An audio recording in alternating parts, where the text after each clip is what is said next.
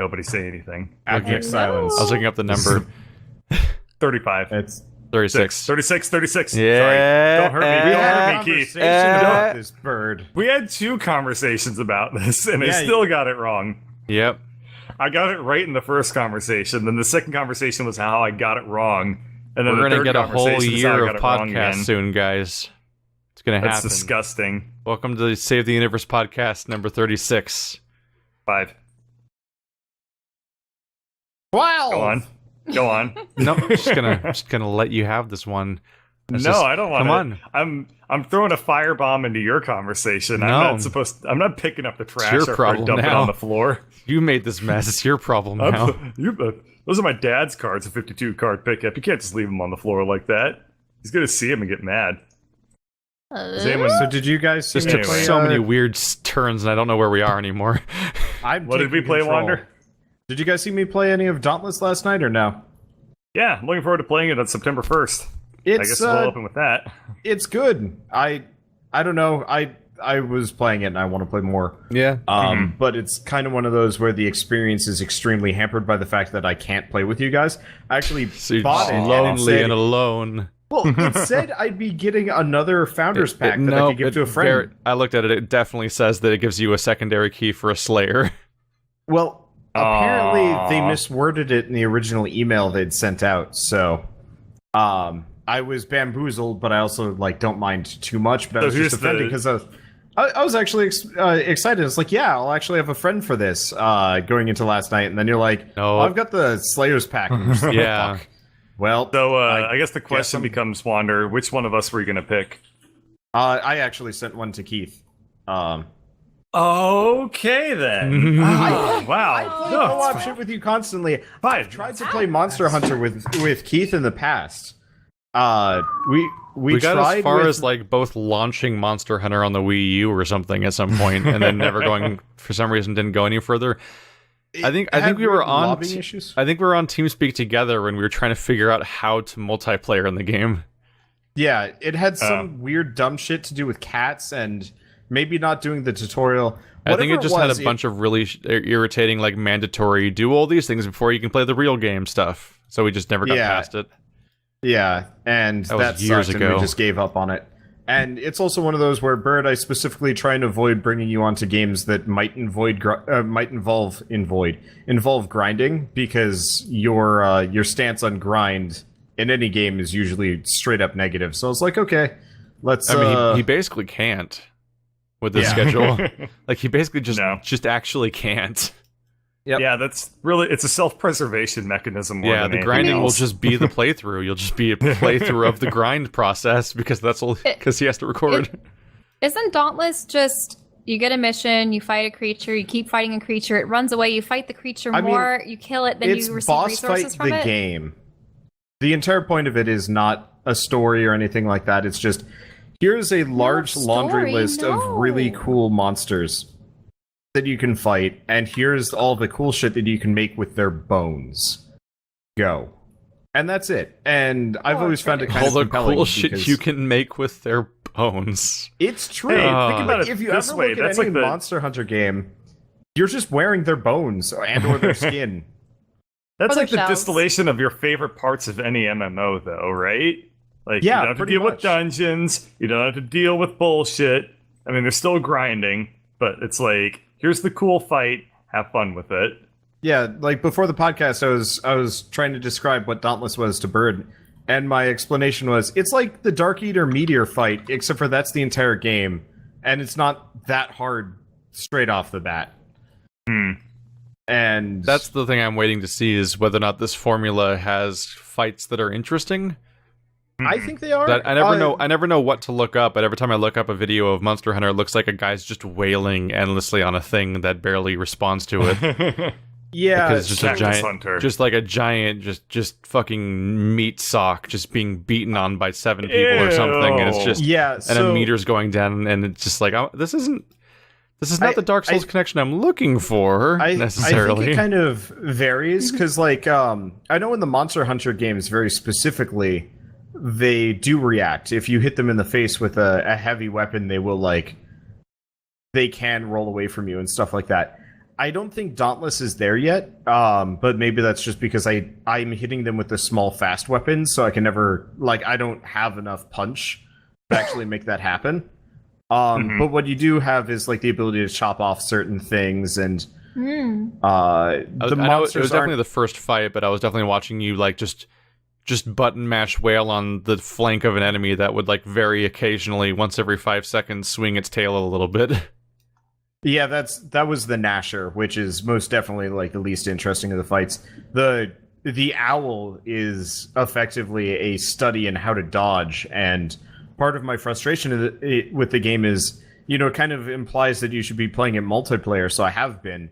And whenever I, like, queue up with pugs, I'm the one, like, more or less pristine health-wise, and they're all the ones dying, and it's just like, please stop doing that. The more you die, the less likely we are to win. And, like, it's just the constant, like, it's the MMO mentality where you're like, I'm just gonna run at a thing and I'm just gonna hit it until it's dead. And then if I go down, somebody can pick me up. Except for you only get 10 deaths on a fight before you lose permanently. And so, like, I was playing with people and they would just take hits that, like, I'm just dancing out of the way of. And I'm like, no. Yeah, because you're playing with random strangers, you can't even talk to them about what they're doing wrong necessarily unless you really want to tutor random people you never see again. Yeah. You just got to live with them. I never play cooperative games with randoms. It's a miserable experience. Yeah, if I play it again tonight, I'm probably just going to try and go it solo. I was just afraid of solo because some of those monsters are, like, beefy, and some of their hits are, like, really hard to avoid.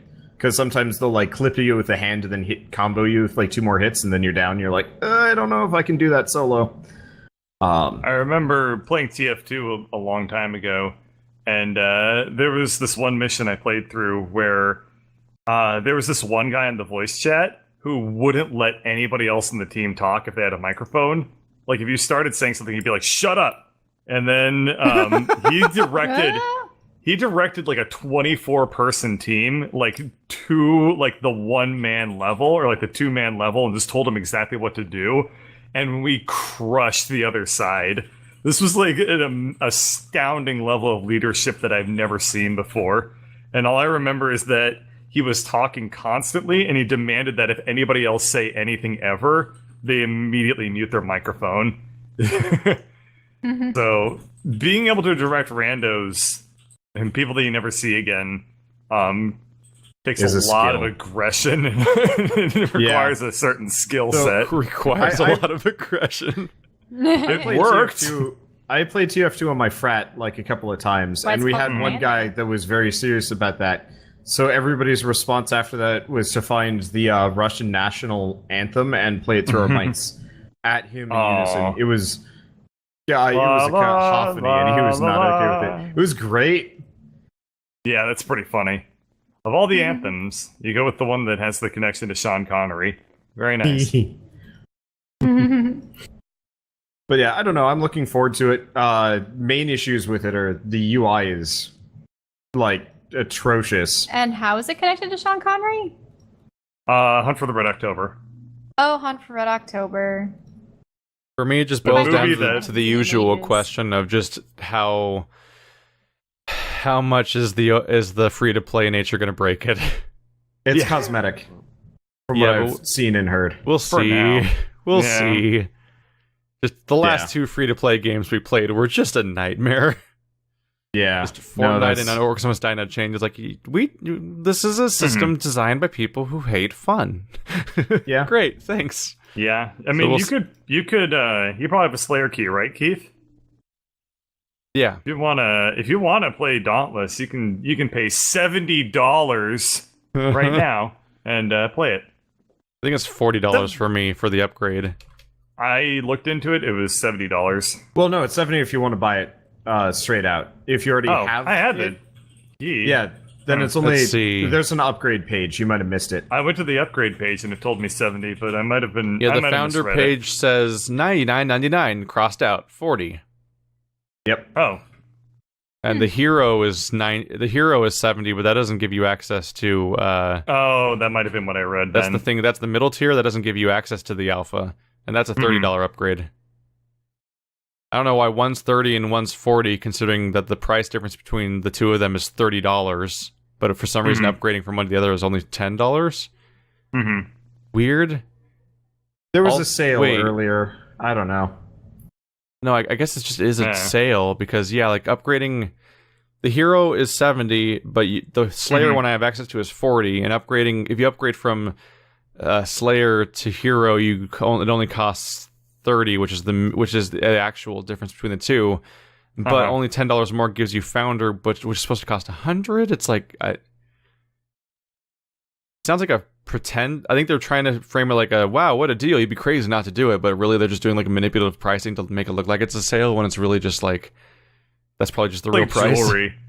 Like, oh, this is down. It's 10% of its like market price of $5,000. It's only $500. Or when you go into a Kohl's, and every time you go to a Kohl's, every product in the entire store is always on sale.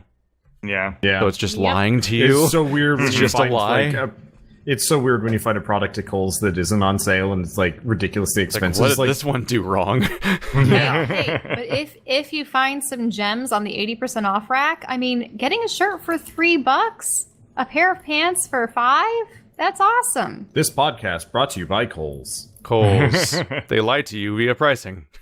Which makes me wonder if that's what if they have to mark it up by at least 50%, does that mean that to create a shirt, it's really only like $2?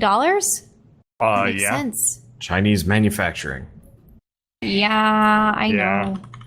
So if a shirt's like $2, the 80% off rack, they have it at $4. And if normally when it's on the shelf or the rack, it's at $10. Yeah. I haven't bought clothes for myself in like 3 years. I just did for the first time ever. And what are you wearing? Since moving? Huh. Bird just lives off of a supply of free shirts given to him by various tech companies and talks. That was me in college. It worked great. A considerable amount of my wardrobe has been band shirts and gift shirts. Right now, I'm wearing most of my t-shirts are band t-shirts. I'm wearing a Nightwish t-shirt right now. This is there's a story behind this shirt, but it's a really boring one, so I'm not going to tell it.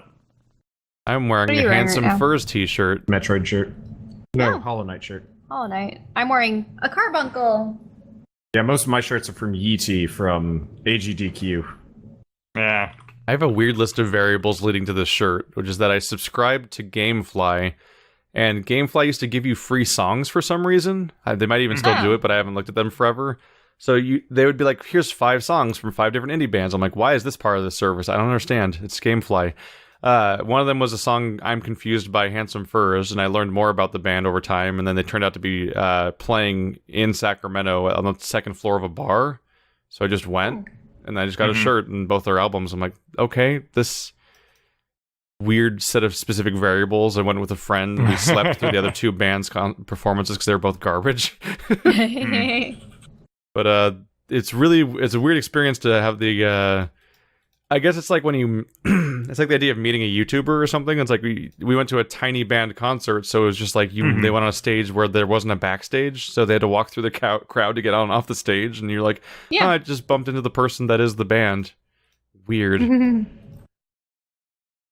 So before we move too far away from Dauntless, I just wanted to comment on one last thing from it. So the reaction to Dauntless has been kind of interesting, because... You know, there are... I guess, Keith, you had brought up the point that there are actually a lot more, like, Monster Hunter clones out there, but... oh, yeah. I was weirded out by chat being like, wow, the first ever Monster Hunter clone. I'm like, I can think of 5 right now, and I don't even play them. Like, I have Soul Sacrifice on my Vita. I think, for me, there aren't a whole lot of Monster Hunter clones out there that actually are, like, built around multiplayer. Like, God Eater... probably was. Toykiden most definitely was not, and I don't count the handheld ones because, like, that was Toykiden. That sounds really familiar because you played it. Yeah, that was the one that we tried playing, and then it turned out the multiplayer was like this weird. It's Toykiden Kiwawi. Yeah, we couldn't get it to work because of the multiplayer had like the built-in voice chat. We had to kill it because we couldn't get each other to shut up. Well, that's not really that doesn't mean that it's not built for multiplayer. It just means it's not built specifically to be helpful for your recording setup. Yeah. Well, even then, like, you couldn't do campaign multiplayer. You could just do, like, random side missions and a couple other things. Yeah, we couldn't do the story at all. It just wasn't built for what we were trying to do, which sucked.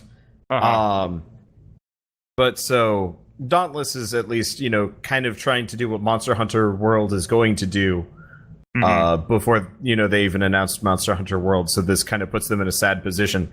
But it's just fascinating for me specifically because a lot of people have been looking for, kind of more Monster Hunter games that are a little bit more accessible and not on handhelds or whatnot. And the reaction I've seen is mostly positive, but there's a lot of people that are absolutely livid that it's not good enough. Like, the standard is so, like, specific that, like, all of the stuff that I'm doing as part of it is, like, offensive to them. Like, it doesn't have they could just like play big, Monster Hunter. Yeah, it's like it doesn't have big explorable worlds that you can like run around in. And I'm like, I mean, I guess that's true, but we're just here for the monster fights. Yeah, that defeats the entire purpose of the game. It's not called Munter Trap Finder and Killer. Thing is, like, it's called Monster Hunter. Monster Hunter games are generally actually like you go to an area comprised of like 13 different little sub-regions. And you have to wander around until you can find the creature you're trying to kill. And then you have to, like, chase it around while fighting it. And, like, I can totally understand why it's in that game, but I don't see why it has to be in this one. They also actually have really good keyboard and mouse controls, which surprised me and I'm super thankful for because my controller is bugged out. So I couldn't play... Yeah, it loses connection after about 5 minutes of play, which is annoying. Even with your new dongle? It's I don't know what the issue is. But effectively, Keith, we're children. I like how we both immediately giggled. The dongle's such a stupid word. It is such a stupid stupid world. But that's what they're called. I know. That's what they're called, right? I know it is. But it's still stupid. Dongle's such a stupid word. How did that become the popular term?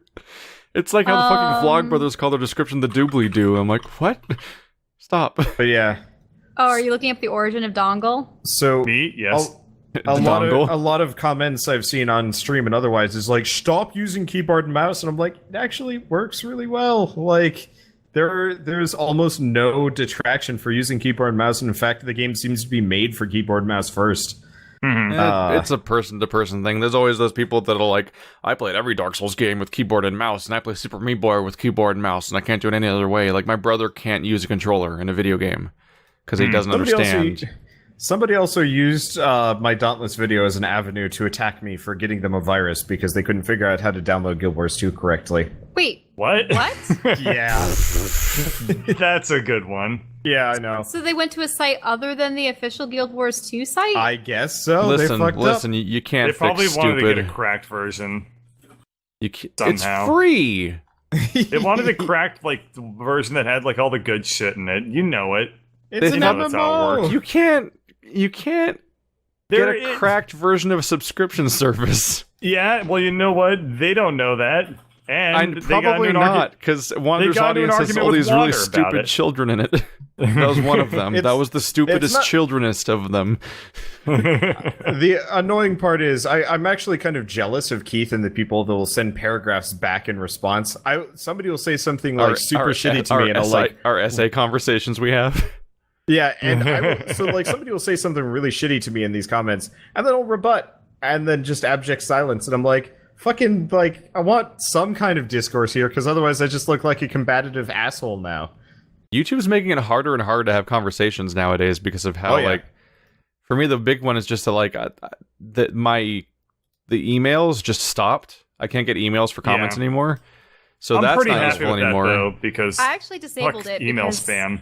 The email. Yeah. Well, I had emails filtering automatically into a specific comment-only folder, so it was fine. Yeah. And and it's frustrating that they're gone because now I can't get notified for comments. And so the only way I can look at comments now is I have one comment tab open for the normal comment dashboard, which is a chronological. For those that don't know, YouTubers can look at all of their comments in chronological order by thread creation date, like a singular like Facebook dashboard screen, basically. Yeah. But it sucks because it only shows them by thread creation date, so they don't get bumped for responses.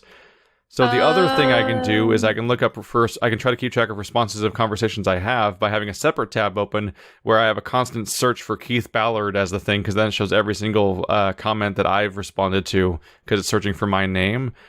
But even then, that's still chronological by creation date, and I still have to scroll awkwardly this whole page to try to see if a response has happened or not. Like, it's just, as far as I can tell, there's no notification system that you can set up that specifically will show you when responses to your comments happen.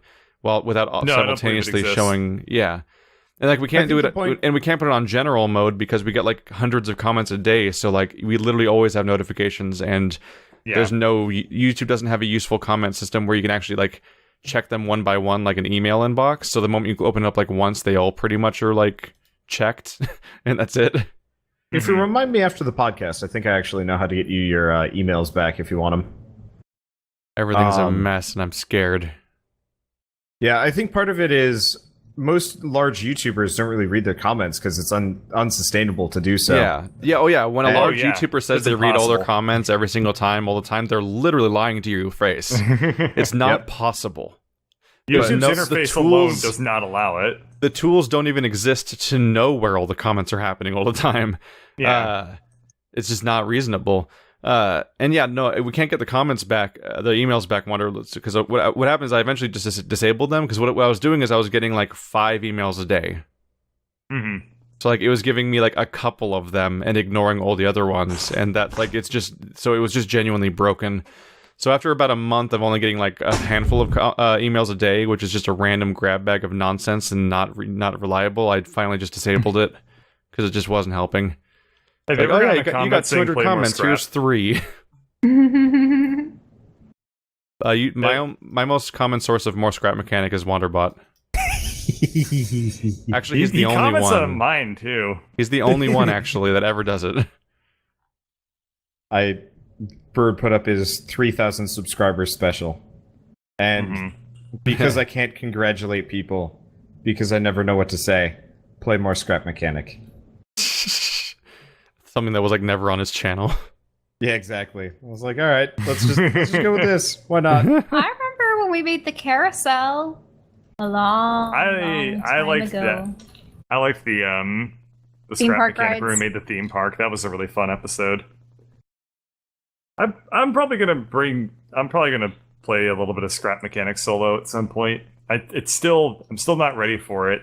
It's like making music machines are still like a goal, though. Yeah. I remember that one time I had fun in Scrap Mechanic. You never had fun in Scrap Mechanic. No. Don't lie to the children. No, I never have fun a single time. Oh. You should play with your old pal Bird. He'll be able to show you how to have fun in Scrap Mechanic. God, that game's interface. You have to fight it. You have to fight it so hard to just do things. You get an unsorted list of every block in the game. Oh. How does it not have tabs? Like, how? You know, tabs are a tool of the proletariat. The bourgeoisie. Yeah. Yeah, you can't hear bougie tabs. Did you ever read that word as bourgeois for like years as a kid? Yeah, because I was a child. And I was like, what the hell is this word? Yeah, it's like, used constantly in books, and I'd pronounce it that way. But the only time I can ever think of it ever being pronounced in any media ever was that one like Madonna song. I always thought that it was bourgeois. No, bourgeoisie. Yeah. Well, it's bourgeoisie. Well, bourgeoisie is the plural form. Bourgeois is the adjective form. So if you want to describe something as being like bougie, then you say it's like bourgeois. But when you're referring to the class of people, you call it the bourgeoisie. That's Let's see, what is it? Oh yeah, it's Music by Madonna is the only song I've ever seen that uses the word bourgeoisie in anything I can see. I used to think that Hermione's name in the Harry Potter books was called Hermione. Hermione? Hermione. I misread it. I misread the prefix of the perfects. So when they were talking about like, oh, he's a prefect of the House of Potter or whatever, we should do a dramatic reading. We should do a dramatic reading of the Harry Potter books where every pronunciation is designed to make people angry. It's a terrible idea. No. A troll read through. Instead of Severus Snape, it's Severus Snape. Severus Snake. It's like how Bing is several snakes. The British Comedy Channel Bing is currently doing a reading through Pride and Prejudice Lit Edition. What, are they all drunk while reading Pride and Prejudice? No, I think it's supposed to be like modern, as in like lit stuff. I still haven't actually listened to any of them, but I just look at the thumbnails. I'm like, what the fuck? Wait, modern lit? Does that mean they tried to transcribe it into sort of a modern kind of speech pattern? No. Lit as in let's get lit. Never. She doesn't know slang. I don't know those. No, she has no idea. Let's see. Nah. Let's see. One of this one says, "Stop talking such jive, hubby." Pride and Prejudice Lit Edition, chapters 1 and 2. Wow. People will watch anything if you put it on YouTube, huh? Oh, wait. Yeah. Now, Miss Bennett gets primo aggro over some new neighbor, but Mr. Bennett is all like, "Fam, please," but on the DL goes to see him, and when she finds out what she flips bare tables. Is the description of the video. So, good God. People could probably only film such videos if they were with works that are beyond the 70 plus year. They have to be common, public domain, right? The pinned comment is "ow" right in my favorite book. I don't know how we got here. Of the bourgeoisie. Yeah. And I don't know. Hey, anyone play Hellblade? Play what? Anyone play Hellblade? Senua's Sacrifice? I was looking at that one. Is it interesting? It's supposed to be a game about PTSD. Oh. Huh. But I still haven't played it. I haven't played it either. Apparently it was under fire for a little while because they found out there was supposed to be a mechanic where if you die too many times, it deletes your save. But it's apparently not like. But it's not like a Dark Souls type game where there really isn't that much risk of dying anyway. So it's kind of just like more of a metaphor thing than an actual thing you'll encounter. And then eventually it came out that people seem to be saying that there actually just isn't actually that death mechanic in the first place, and it was a lie. Oh, okay. Yeah, it looks. Maybe just to incite fear. That was the controversy cycle of this game at one point. Huh. But some people are very psyched about it. I still haven't gotten around to it because every game comes out every fucking 2 days. But it's from the people that made Heavenly Sword, Enslaved Odyssey of the West, and DMC Devil May Cry. So it's that company, that AA company that keeps making interesting games in Ninja Theory. But wait, so Enslaved, we did play through Enslaved, and we thought the ending was really weird. It didn't record right though, so we never released it, did we? Do you ever release any Enslaved? Of the series? Every single cutscene was whenever anybody would talk, so I gave up on it. What a weird problem. Yeah, so literally all of the gameplay was fine. Any in-game dialogue was fine, but the moment a cutscene would happen, it would just shit itself so hard. Were you playing it on PC? Yeah. Okay, I have it on 360, so if I ever play it, I'll just play that copy, and that'll probably fix that problem. Yeah, I've had it just sitting there. I have DMC and Enslaved just sitting on a shelf waiting to be played that I still haven't played. If you do, send me the cutscenes and I'll just use them. And I'll put my playthrough up. Put them into your videos. Do you still have all the footage? Yeah. When'd you record I don't it? delete... it was a year or two ago. It was the summer of 2015. I was waiting to find out it's from 3.5 years ago, and you'll fix it and put all the cutscenes in, but it'll be unrecognizable as far as content goes that it's even from you, and your audience would be like, "Who is this other person?" Well, this is 3 years ago. This is back when I was still using DX Story and my Yeti, so I'm going to sound different. Oh god! Yeah. And I was looking too. Yeah, so this was the first time she had come to visit after we'd separated for. We didn't separate. You don't call it separation. Yeah, you didn't. That's definitely not the way to describe it. You were back living to your in different parents' states, house, and I moved back to my parents' house. When we succumbed to crippling poorness. That was the funny thing that happened when you started uploading some of the Dark Souls 3 co-op stuff again, is that you were everyone was like, "Why does everyone sound weird?" And you were like, "Oh, Bird fucks up the recordings and teams." Bird. Keith probably had to edit in the TeamSpeak audio. I'm like, no, that's just what we used to sound like. That was just our actual microphones because none of us were using AT2020s yet. Yeah, we're all using the good shit. I was using we all sound like real people. Yeah, I don't remember what you had, but I know that Wander had a Yeti and I had a Snowball at the time of recording our Dark Souls 3 playthroughs. I had a M Audio, which is like kind of slightly better than a Snowball, but way worse than a Yeti. So I think our audio is just going to like magic. Oh yeah, because when I get to the DLC videos, our audio is just going to magically change quality in that series. Because there was a big time gap. Mm-hmm. Yeah, we waited for both to be out. Yeah, all the footage that we do together is with the good microphones. But whenever I do solo stuff on my own, it's going to be with the Yeti. So I'm like, yeah, because I can't figure out how to plug in the. I can't figure out how to share my microphone setup with anybody else because it's like rat's nest cables. Well, you've plugged it into some kind of like box, haven't you? Well, it's yeah, kind of weird. We don't have like an XLR setup anyway. Mm-hmm. So it's much easier just to have a plug-in USB microphone. Mm-hmm. The complexity rises so fast when you start recording with other people. Yes. It's bad enough when you're doing it over the internet because you have to set up like voice meter type stuff to figure out all the audio channels, but it's still it's like significantly harder when you're sitting in the same room on an audio mixer and everything just starts falling apart. I've had so many failed recordings with Andrew that it's just not even funny anymore. At least when you do test recordings, goddamn. At least when you do stuff over the internet. The number of different problems cannot be tested for sometimes. At least when you do it over the internet, you can like shove everybody into one single audio track and then balance it. And it's all digital, so it's up to the other person that's sending the signal to make sure that their shit's set up correctly. So collaborating over the internet is like actually pretty straightforward, assuming A, you have a good TeamSpeak server that has a good latency, and B, most of the TeamSpeak server is really what does it. You're just adding more stops. You're just adding more steps on top of the normal solo stuff is the main difference. Effectively, yeah. When you are playing with other people, like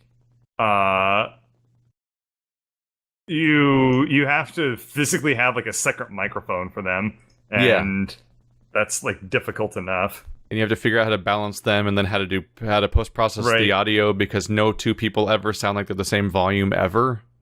Mm-hmm. Period. Forever. Like we had a session where we recorded like 2 hours of ukulele to find out that there were encoding errors where the whole video was fucking up. Then to only try to fix that problem, then start a new recording session where the second recording session, one of our XLR cables just died midway through and no one knew. Like that kind of shit just going wrong where it's like, come on, we've been here all day, and everything's just kaput. Like we just get nothing out of the experience. Kaput. Poopy. That's not funny. Sounds great. I'm offended. How dare you? I beat Sundered Wander. Yay! Oh, we're gonna talk about Sundered again? Alright, I'll be right back.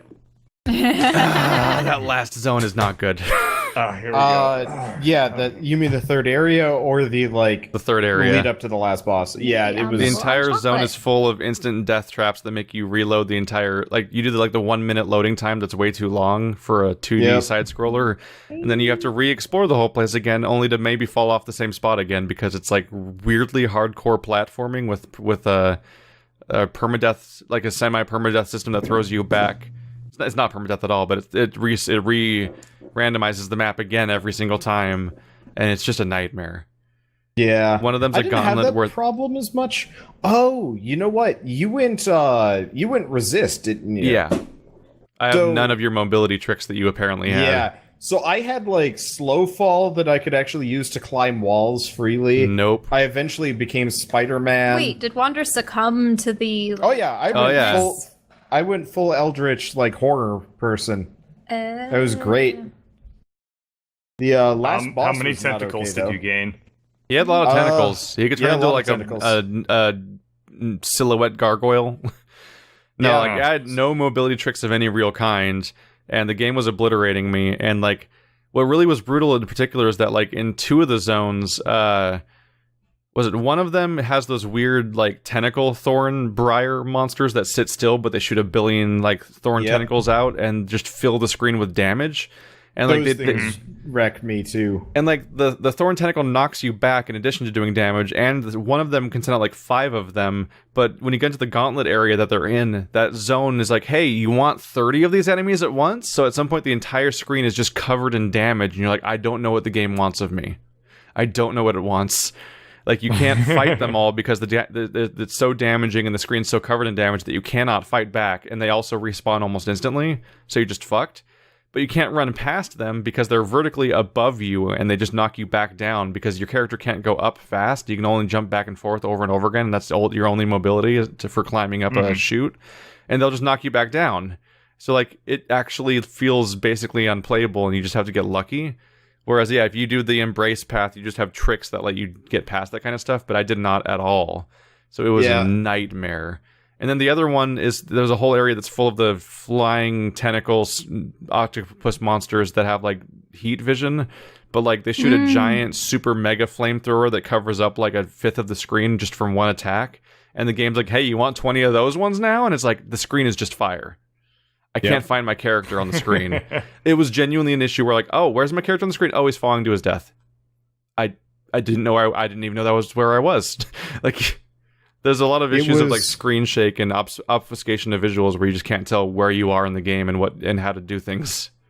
It was a neat game made by some cool designers from like a conceptual standpoint, marred by actual like terrible design. Yeah. Oh, yeah, I'm looking at your final boss fight, which is quite different from mine. Yeah, I really appreciated that final boss. Like, at first I was like, this is kind of suck bad. How would you do this with how would you do this as like a resist player? And then I looked it up and I'm like, oh. It's a completely different fight.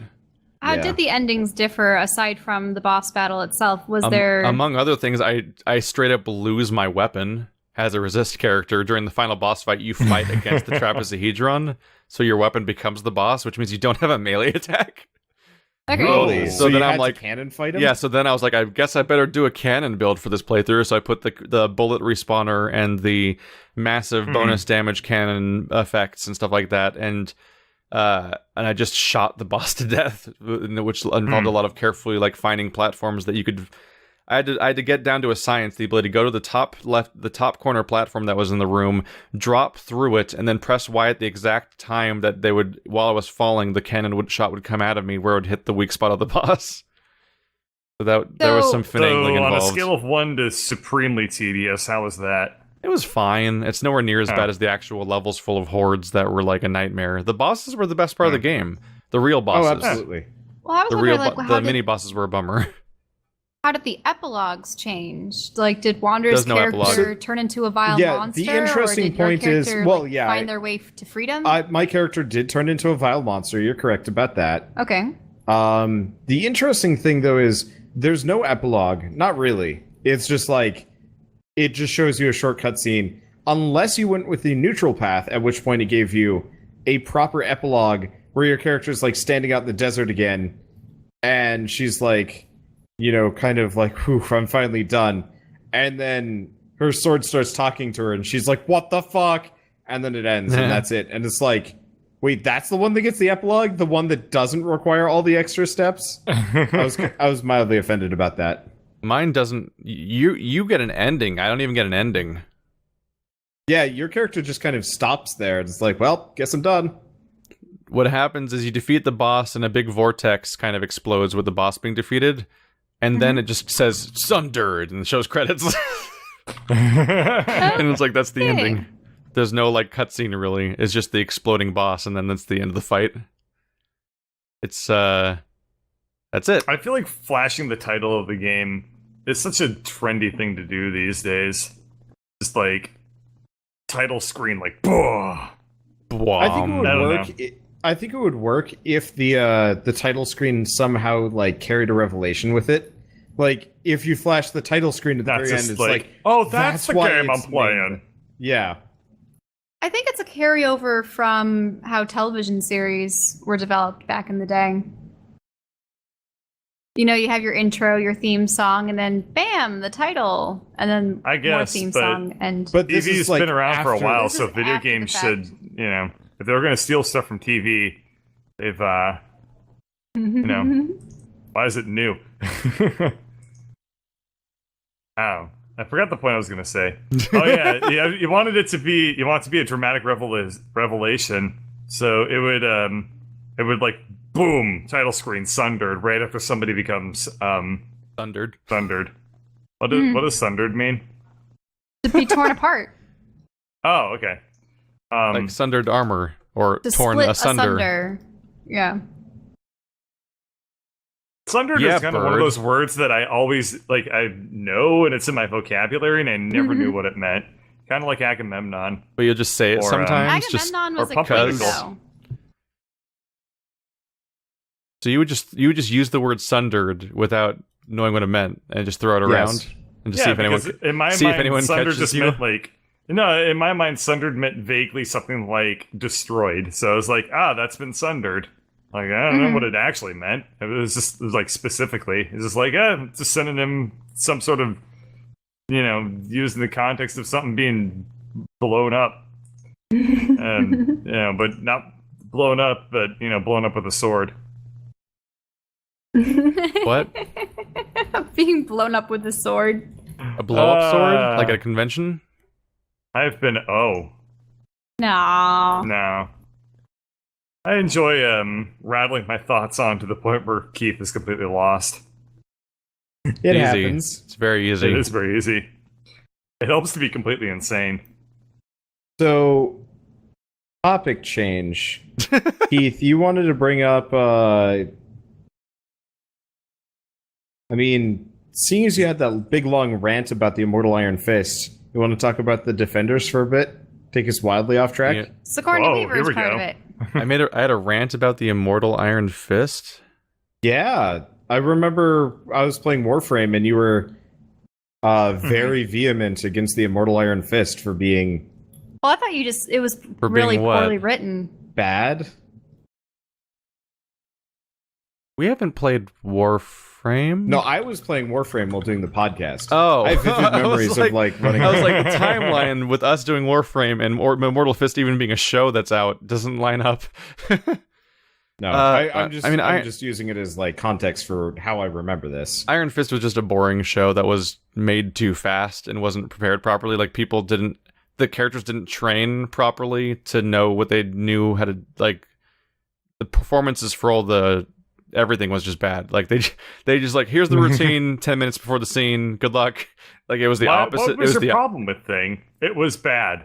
It's like, why was it bad? Because it was terrible. Iron Fist was the opposite of the Matrix, where in the Matrix they what's easier than teaching a martial artist how to act? Teaching an actor martial arts. There we go. We'll teach Keanu Reeves martial arts, and then he'll do the movie. They basically didn't teach the protagonist martial arts, and the actor just did a little bit of practice before each scene to try to sort of set it up, and it's all the fight scenes are super awkward and unconvincing, and but also the Immortal Fist character, Iron Fist is what he's called. Shit, I'm you infected me with the Immortal Fist. Well, he's the Immortal Iron Fist. They don't that's call the him full that. Title. Shush. Funny. That Can't hear me. That really amuses me. Do you think if it was way back in the day, they would have gotten? Wasn't Norris a martial arts master? Sorta. Chuck Norris? He's never been an actor though. He always sucked. Yeah, he was a martial artist through and through. Yeah. Would he have played the role if given the option, way back in the day? I mean, I don't know. Probably. I can call up Chuck Norris and figure it out for you. I just want to people like to work. No, that's true. I'm just wondering if there was an equivalent that could have been found today. Couldn't they have recruited someone that's... Steven Seagal, there you go. He's so bad, and all of his movies are bad. His movies are horrid. No. Sorry. Is he a martial artist? No. Well, we need to watch a Steven Seagal movie, maybe. What has he been in? We could watch that movie where Steven Seagal and is it Sean Astin or something are both going into a prison to stop the fact that the prison's having problems. They're having a like the prisoners have broken out or whatever, and they're like, and there's like a hostage situation or something. They're both going in, and what's amazing is that they'll be in the same scene together, and the camera will be cutting back and forth between them and they'll never be in the shot together. And throughout the entire movie, they're never in the same room as each other, like breaking in from two different paths and stuff. Wasn't and that because I'm convinced the actors never saw each other while the movie was being made. I thought that was what happened. That they I think that movie just schedule pretends that they're in the same room by cutting to them from across the room sometimes. Like, I think they're the two lead actors of the entire film never were in the same room together because it was such a cheaply made garbage movie that they couldn't schedule both of them. Oh, God. It might have been like Containment Breach or something. I don't know. I just wish I could see a picture of the guy. He makes like 100 movies a year, so like you face. can't keep track. Yeah, I can get you a picture of Steven Seagal in a bit. And I think I've always heard it in my head as Seagal. Maximum Steven Seagal. I forgot how stupid his name is. It's called Maximum Conviction. That's the name of the movie. Oh, that I don't. guy. You know It's Steve Austin and Steven Seagal, so they're even both Steves. My favorite Steven Seagal thing is like he had a TV show, a reality TV show where he would put people under citizen's arrest. Oh, If you remember, it's called Steven Seagal Lawman, and he was made an honorary deputy of like a place in Louisiana, and he would just go around and like arrest people. Did we ever have the conversation about Steven Seagal's the first like little mini paragraph of Steven Seagal's IMDb profile? I'm pretty sure we've had an entire podcast tangent about Steven Seagal before. I'm gonna post. I'm looking at this Maximum Conviction anyway. IMDb page, and I'm like, I've looked at this during a podcast before. Okay. Oh yeah, But striking and somewhat boyishly you've talked about this during a podcast. I'm pretty sure. I just need to remind people that exists periodically because, like, holy shit, how out of touch can you be? His IMDb says that he's boyishly handsome. Oh God! I mean, have you looked at him? He looks like a little ponytail. boy. Often with the ponytail, yes. What part? How are any of these images boyish? Even the old ones from like the '90s that he was in. He just has a huge they misspelled jaw. doughy. Doughy. Doughy. Oh, no. That's really mean. Oh man, was that from chat, or was that Wander being terrible? That's me being an awful person. That's him being it is pretty terrible. I was just looking at pictures of him eating a carrot, and I'm like, that man should probably go. That's just anyway. mean. You're mean. I wonder what Steven a Seagal's bad best person. movie is. Best rated movie. Is that on a trick IMDb. question? Yeah, it is. Seems like a Thank trick you for question. asking. It is. What was the question? How do you even find out the highest rated movie? You'd have to check them all, wouldn't they? I got time. Is Rotten Tomatoes being like DDoSed right now? I couldn't look up Steven Seagal on Rotten Tomatoes, which is easier than trying to check the IMDb pages. Even I though just it's not looked the up same the thing. latest Steven Seagal movie that has a rating on IMDb 3.8. Oh my god. That's bad.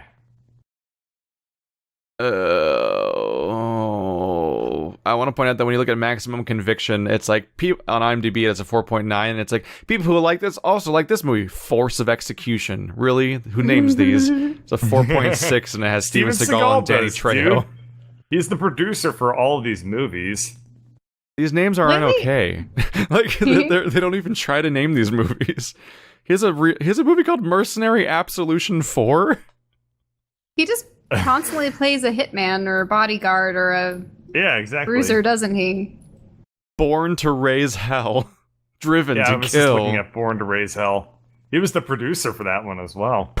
A hardcore Interpol agent is assigned to an Eastern European task force to target gun trafficking and dope running through the Balkans. It's While interesting investigating a Russian gun dealer, his team has gotten a bloody street war between a gypsy gang and the Russians, leaving one task force member dead. Wow. It's They interesting. sound like the worst cops. It's interesting to know that there's an actor who's made an entire career out of being the discount DVD at a gas station.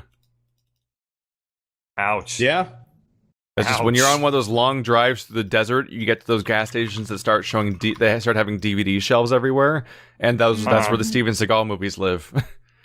It's just Steven Seagal and all of the Marvel movies. And the difference is that the Marvel movies are new. The Steven Seagal movies have just been waiting, lying in wait on that shelf forever. Because one day, still have a box just full of maybe, Steven Seagal VHS tapes in the back that they haven't thrown out yet. So VHS there you tapes. go. Mm-hmm. Yeah. Jesus. Wow, we got off topic too. Yeah, recently I decided to go back and watch all of the old horror films that I never got around to.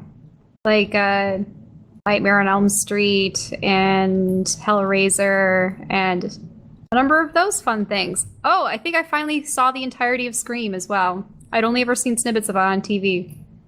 Did you understand it? Yes. I don't know if Shell understands irony or not. I have to check. No. I understand like what they were doing with like the boyfriend and his friend and everything, and you just couldn't help but laugh at it, which is probably why they made that scary movie the way it was. I mean, it was sort of based off of it, right? What are you raising your hands for? I've only ever seen Scary Movie. Yeah, it's just interesting. Your only context for knowing Scream is by seeing Scary Movie, or I mean, I'd only ever seen the very beginning with Drew Barrymore. Did you know the people that made a lot of the Scary Movie movies were the same people that also brought us Airplane? That's like the secret. Really? That's the secret thing that's kind of dumb about Scary Movie is that it's like it's parodying a movie that is a parody of horror movies already. Mm-hmm. Like Scream is a parody of horror movies. That's the point. Yes. And they're doing a parody of that. I'm like, what? Wait, did you not get it? Also, the highest rated, did not. the highest rated Rotten Tomatoes movie of all time for Steven Seagal. Everything he's ever produced, directed, or acted in is Under Siege with a 76. That's his high water mark. Followed by Machete at 72. That's, to be fair, there's a lot of no score here. He has a long career of just people just not reviewing his movies and just not bothering. Well, I mean, to review the movie, you have to watch it, so... There's a real movie called Agency of Vengeance Dark Rising 2 Summer Strikes Back. Summer Strikes Back? Yep. What does that mean? I don't know. A season can't punch you. I don't know what words mean. So Unless Steven Seagal plays a guy named Summer. Summer knows what you did last summer. That's stupid. Yes. So we were just talking about...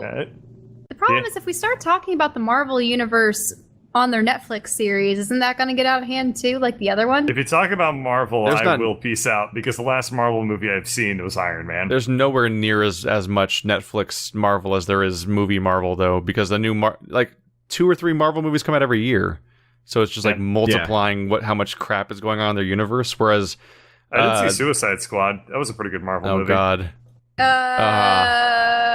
all of Netflix is just all of Netflix combined is 4 different Marvel shows that combine into one Defenders.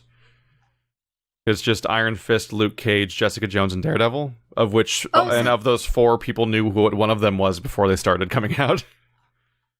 And that's probably because of Ben Affleck. Have they ceased the other series then? And what other series? Wait. Well, what were we talking about? Were we talking about Suicide Squad, or were we talking about the Defenders?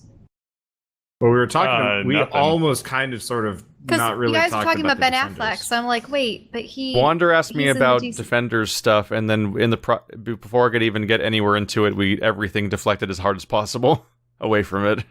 Is basically what happened. Yep. Right, and so we basically never talked about it. So what you're saying is the Defenders has Luke Cage, Daredevil, and a couple of the other characters they that they made have established? one season for 4 different Marvel characters on Netflix, and they actually made 2 seasons of Daredevil. So it's the exact same formula as the movies, where they made 2 Iron Man movies, but one of everybody else before the Avengers movies. The Avengers movie came out. Now they're doing a Defenders, which is literally like New York version of the Avengers, and it's just those 4. It's just a scenario that brings those 4 characters together for a season. And man, the pacing's fucked. It's so bad. Like I've only watched 2 episodes so far, so I can't talk about the quality of the show. But the first 2 episodes is nothing. It's just nothing. Like this is the problem I talked about with Wander and you about the idea of like what was going to happen when they get around to making Infinity War, when they have all this ridiculous cast. Like, how do you juggle all those characters? And the Defenders' answer is that they don't. So the first episode is an hour long, and it's basically just 15 minutes dedicated to each of the 4 characters one by one, just kind of just reestablishing the status quo that you already know from watching the shows they're from. Let's briefly reintroduce them to the audience. Yeah, it's like a total waste of time. It's like, by the way, Daredevil's a lawyer, but also a Catholic. Jessica Jones is this private investigator and an alcoholic that doesn't like people. Like, it's just like recapping their characters and wasting your time, aside from maybe 5 minutes of establishing that Sigourney Weaver plays the villain this season. And that's it. For a whole hour, I'm just like, holy shit, nothing is happening. And then the second episode, I'm just like, somebody get into legal trouble so Daredevil can do something. Somebody get in trouble, because I know what's going to happen. Someone's going to get in trouble. They're going to be in the interrogation room, because they're always in the same interrogation room with the same police officers in every movie. And then the lawyer comes in and is like, don't say anything, but it's going to be Daredevil, because that's why he's a lawyer, is how you get them together. Somebody do something wrong, and I'm just waiting for like an hour. And then literally the last shot of the second episode is Daredevil being like, don't say anything, like on Jessica Jones walking in like to be her lawyer. And I'm like, finally the show can start after 2 hours. It's like, you know that Avengers and Civil War were like over by now, right? Like they're only like 2.5 hour movies. Why did it take 2 hours to do the basic setup with only 4 characters? They only have 4 heroes. Why'd this take 2 hours? The pacing's fucked.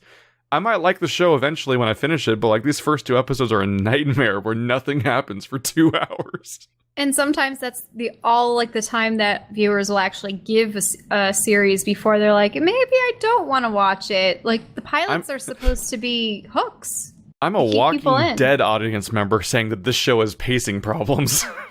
It's a disaster. Wow. But we'll see. We'll see if it gets better over time. I just want to see more Jessica Jones, so that's enough for me, so I'll just keep watching. I recommend that season. If you guys like David Tennant, you should watch Jessica Jones. Right, because he was... David Tennant was the 10th Doctor on Doctor Who, and he's a really just an amusing actor, and he plays the Purple Man in Jessica Jones, which is a villain that can just tell people to do stuff, and they'll do it. And he's a total like entitled piece of shit that has no value assigned to like human life, and like he will just do horrible things. Like he'll just walk into somebody's house and just become a member of the family and just order people to do whatever he feels like. And like if the kids annoy him, he'll just order them to go stand in the closet, and he'll just maybe forget to ever tell them to come back out. And they'll just stand there until somebody finds them, basically, and like stuff like that. Like, he's a terrible human being. And it's a really fun counter for a character, because Jessica Jones is a private investigator where her only power is super strength, and that's it. So, like, she doesn't have, like, a big, long list of flashy powers. She's basically just going around and investigating things, and her counter is a villain that can just tell people to do stuff, including her. So, like, it's an enemy that completely disarms her abilities entirely in just season 1. Well... what are like the limitations of that ability if he's not concentrating on that person? And you just said that he could forget someone's there. That's what the show is about.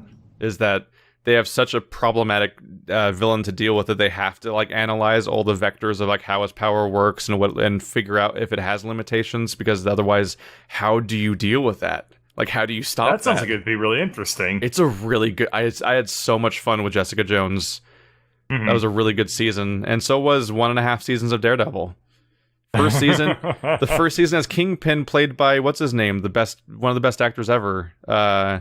Daredevil, Kingpin, Steven Seagal. Fuck you. Vincent D'Onofrio plays Kingpin, which is like a fantastic choice. And then in season 2, John Bernthal plays the Punisher. So, like, it's a ridiculous cast. But then the second half of season 2 makes the mistake of remembering Elektra exists, and she's a terrible character in all incarnations as far as I can tell. So the whole second season is garbage. The second half of the second season. Is Kingpin still, like, a very large, corpulent kind of guy, or did they make him... Okay. No, he's a big guy, and Vincent D'Onofrio is a big person, too. He's not cartoonish sized, because, like, Kingpin has impossible body proportions. in the cartoon Because versions. he's got like tiny little legs. But like Vincent D'Onofrio is the guy that played the sugar water alien in Men in Black, and the like this is my rifle guy that kills himself in Apocalypse Now. Oh right, he was Pyle. Sugar Pyle? water. Pyle, you're thinking of not Apocalypse Now. You're thinking of the other movie. Oh, you're right. Sorry, I was thinking of what the hell's it called? There's so many movies about Full Metal Jacket as the one. I linked a picture. Yep. It's just so easy to There's get so like, many Vietnam It's not hard to look like movies. Kingpin vaguely. Just get a broad, bald character or actor. You need to be broad, but I mean, who's got the proportions of where their pelvis is like 7 times wider than their head? I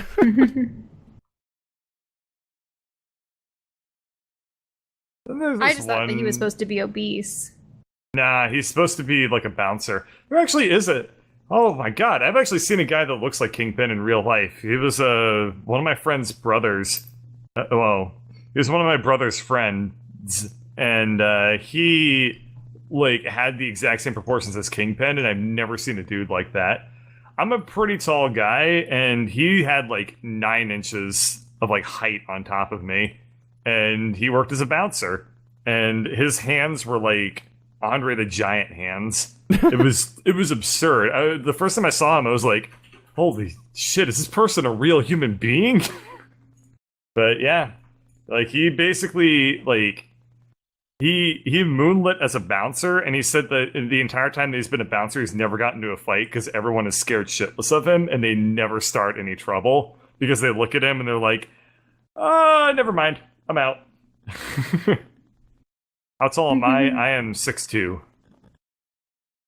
So this person was like 7 feet tall? About, yeah. Jesus. My brother's like 6'6". Mm-hmm. That's about it. But he gets health problems already for being tall. I don't think this guy had health problems because he was extremely active because of his bouncer job. So he said like he was at the gym and running constantly because he wanted to be even more intimidating. I just hear horror stories all the time. Like my brother gets hospitalized periodically, and like a friend of mine from college was like 6'6" also, and he's like, "Oh yeah, my lung just sort of collapsed because I'm too tall." I'm like, "Oh great, what?" Huh. Wait, is it? That's horrifying. Most of what I'd heard had been either like joint or heart issues with like hypertension and organ failure and other things. Well, if you're really tall, you can get Marfan syndrome, which like basically means that your secondary tissues in your entire body are really weak, which impacts your eyes, it impacts your heart, it impacts your tendons and joints and stuff like that. It's what Abraham Lincoln had. Yeah, there's a reason why the human race is a bell curve instead of like a leaderboard. There's no real reason to strive to keep going further in certain numbers. Like it's just going to actually be a bad thing for you.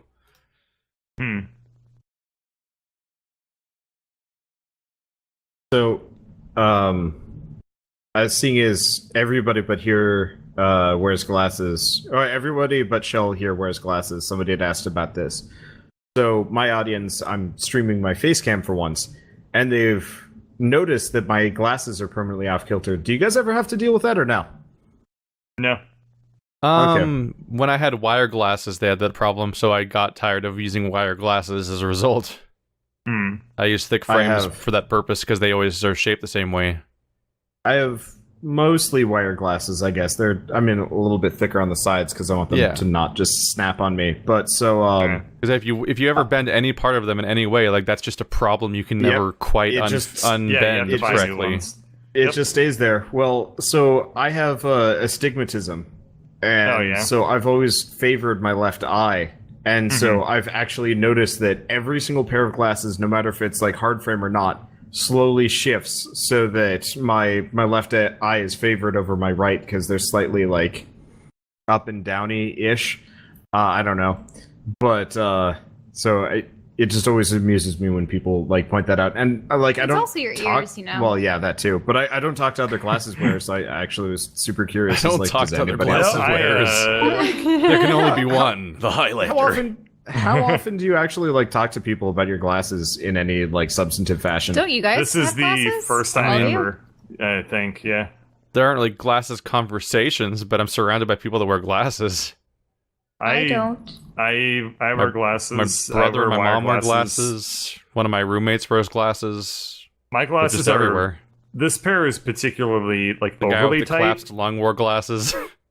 This pair is like overly tight, so it like doesn't move at all. But it also hurts like hell after the end of the day. So, Andrew wears glasses. Yep. I'm looking forward to getting LASIK sometime in the next couple of years. My prescription has been stable for a long time. I'm looking forward to the amazing future where they can give you a shot in your arm that fixes your eyes. Because LASIK is horrifying. We're all looking forward to 2085, all right? So there you are. I want to fix my eyes, but LASIK is fucking scary. LASIK is awesome, man. And it's not even permanent. The machines that make LASIK work are so cool. They're able to like track the movement in of a your hypothetical, not my eye kind of way. No. My one friend, the most awesome. that she experienced afterwards was like dry eye for a couple weeks. Yeah, but it's the dry eye, and they're like photosensitive.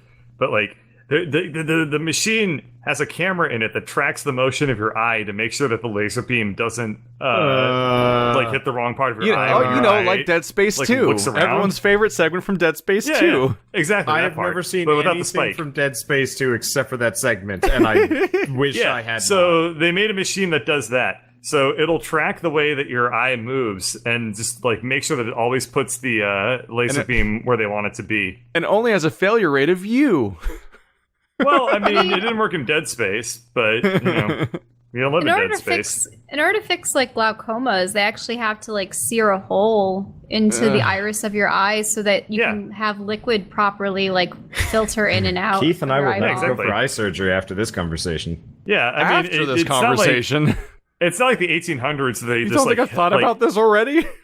They just took like one of those like a sewing needle, and just heat it up over the stove, and then just like right in the eye to like get the glaucomas out. Get them out.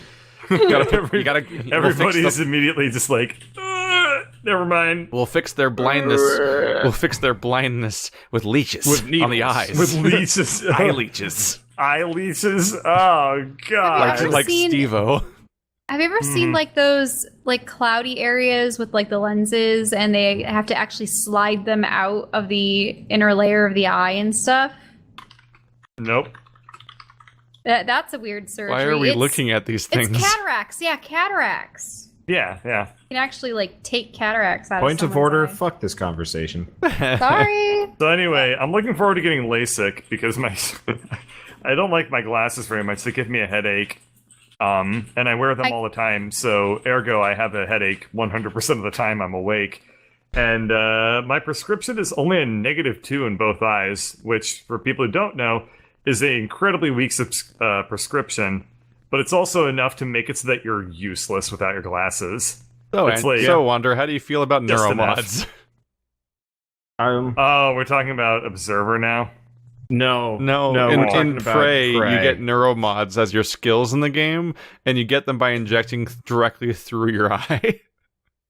Yeah, it's a thing that fits over your eye and shoots out 2 needles directly into your eye, so they can reach your brain and actually give you these skills by basically dialing them into your brain. It's just like horrifying to think about how often your character's stabbing themselves in the eye over the course of the game. But that doesn't make sense. Why would you have the needles go into the eyeball in order to access to your brain unless it's all visual input that's Magic. like being programmed into your brain? Yeah, we're talking about a video game here, Shell. The secret is horrifying sci-fi magic tech.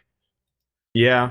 Well, it doesn't really make that much sense in world either, because over the course of the game you use I think I use 100 neuromods or something, and the instructions for the neuromods say that you have to put this thing over your eye for 5 minutes per neuromod, and I'm like, I don't think I did that. Yeah, there was one section where I was gleefully fabricating about 40 of them when I finally got the blueprint for it. Yeah, it's really easy to do gleefully when you're not thinking about it being a thing you inject through your eye. Yep. Oh, here's a lovely picture. I guess I'm just going to use that picture of Dead Space as the thumbnail for this podcast at this point. It's a bee on somebody's eyeball, and they're stinging it. Huh. Stinging an eyeball? That's got to be a Photoshop. Why are you looking at pictures of people's eyes being stung by bees? I thought it would gross you out more than make you question my sanity. What, like the Japanese hornet, like going after somebody's eye or something like that? Like giant thing? Those things are the worst. Yeah. Nah, it's a Photoshop This conversation picture. doesn't bother me. It's just the idea of getting that surgery bothers me. Why? It's like how I can talk about sharks, but I don't want to be around a shark. That's the difference. So this conversation doesn't bother me at all. Oh. I'm just like, fuck you and your eye surgery. No. Never mind, I'm bored now then. My eyeballs. Yeah, you're not trolling me at all. Oh, okay, never mind. You can't just bring up like some people in chat try to just bring up sharks like I'm gonna be like set off. I'm like, no, it's fine. I understand what a shark is. I just don't want to see one like beat what's in the worst real life. surgery everyone's had to have? I've only ever had one surgery. Wisdom teeth. Wisdom teeth. Okay. Not a single one. I think they. Yeah, he still has all his wisdom teeth. I'm pretty sure my jaw pops because of that surgery. That's due to jaw tension, but yeah. I don't think it happened before the surgery. No, what will happen is after that surgery, your jaw will be very tense because your body will be recovering from it, and you'll keep your muscles really tight. And if your muscles and your jaw muscles, if the muscles in your face are really tight, then it causes your jaw to pop when you open it. But if you work on trying to relax your face and do facial relaxation exercises, which are telling Keith to relax? Because you're gonna more or less have to mail in some teriyaki chicken for that to happen. I think I've had maybe 3 in my life. 2 were associated with teeth. One being the wisdom teeth. The other one actually, it was a stubborn baby molar. My family wanted to get me braces in middle school, so I'd be on track to having straighter teeth. And they're like, "Wait a minute, this is still a baby molar." I'm like, "Yeah, it doesn't want to fall out." And there was literally no way this thing was going to fall out in the next year or so. So they're like, "Okay, we're going to dig it out and force the adult tooth under it to come up by tying a chain to it and slowly tightening it every time you go in to get your braces adjusted." Huh. And the good thing was I actually had the same surgeon that did that procedure do my wisdom teeth one, and I wasn't under for that because having a family of dentists, it's just I like being aware of everything that's going on and asking a lot of questions and stuff. So yeah, I only had 3 wisdom teeth, but I had them taken out. I just had the Novocaine that's used to numb the surrounding areas, but other than that, yeah, I just got up and out and it was perfectly fine. Yeah, I think my brother and other friends. Somebody hates you right now. What? Sorry. For your lack of dental issues. What do you mean? Weirdest thing that I just did a Q&A right before this, and somehow they both went back to my wisdom teeth. They asked me, "What's the worst drug you've ever done?" And then you ask, "What's the worst surgery?" And they're both the same event. The worst drugs I've ever taken were from the surgery. I suppose, did you do laughing gas or something? Or what did they give you? Laughing gas is completely ineffective. It's the most I tried that thing once ever. And I felt everything, but I couldn't respond. Laughing gas is pointless. They put me under with the whole they do the whole joke with you where they tell you to count and you don't ever actually reach the number they tell you to count to. I'm amazed at how fast that stuff puts you out. So my worst drug I've ever taken was either that or the painkiller afterwards. I think it was just Vicodin or something, and I was like, I'm afraid of this because of House. The show House told me that this drug makes you a drug addict. Yeah, I don't like the idea of being put under. I mean, obviously, if it's a really, really serious operation that I'll have to go under for, then sure I will if I ever need that. But for that, I'm like, I don't mind the drilling and the grinding and, Yeah, I wouldn't get myself put under for they ripped my teeth out. Dental stuff, but you gotta get your put under for wisdom teeth removal. I have both of my teeth in a bag. Yeah, you can't. Wisdom teeth removal is serious oral surgery for a lot of people. You can't just yank it out. You have to I into the gum line to extract it. Mine were impacted. After I came out of it, all I did was take one Vicodin that day, then never again. And I just gave the rest of them to my dad for his sciatica. Uh-huh. Like, here, you have actual pain problems. They give me a whole bottle, and I'm like, what the fuck do I do with these? I'm already over this. My face was weird shape, but that's it. They sent me home and were like, just take, 6 to 8 Advil. And if you need any more after that. 6 to 8 Advil. You're only supposed to take like 2 at a time and like only up to 6 within 24 hours or something. Yeah, it was something like that. But so I when I get my wisdom teeth removed, I also had a dental post put in because I basically was missing one of my teeth. It just never grew. It just never appeared. So they put in the post, and they took my wisdom teeth out in the same surgery. And they put me under with like gas or whatever, and they were like, okay, count down from 10. And before they put it on, I was like, I bet I make it to 7. And I didn't even make it that far. I was like 10, 9, 8, and I was done. I was done by 8. Actually, so I remember I woke up not during after the surgery was done. I woke up and the nurse was wheeling me into another room, and I had a conversation with her where I said something to the effect of, so, I bet a lot of people say some goofy stuff when they're recovering from this, from their surgeries or whatever. And she was like, "Yep." And I said, What did you say? I said, "Not me, though," and then I passed out again. So I stuck to my word. And also I broke my word and stuck to it at the exact same time. Anyway, so in the post recovery period, they gave me Vicodin. I took 1 Vicodin, and I was like, this is way too strong for the amount of pain I'm in. I'm just going to tough it out. And I didn't take any more of the Vicodin. And,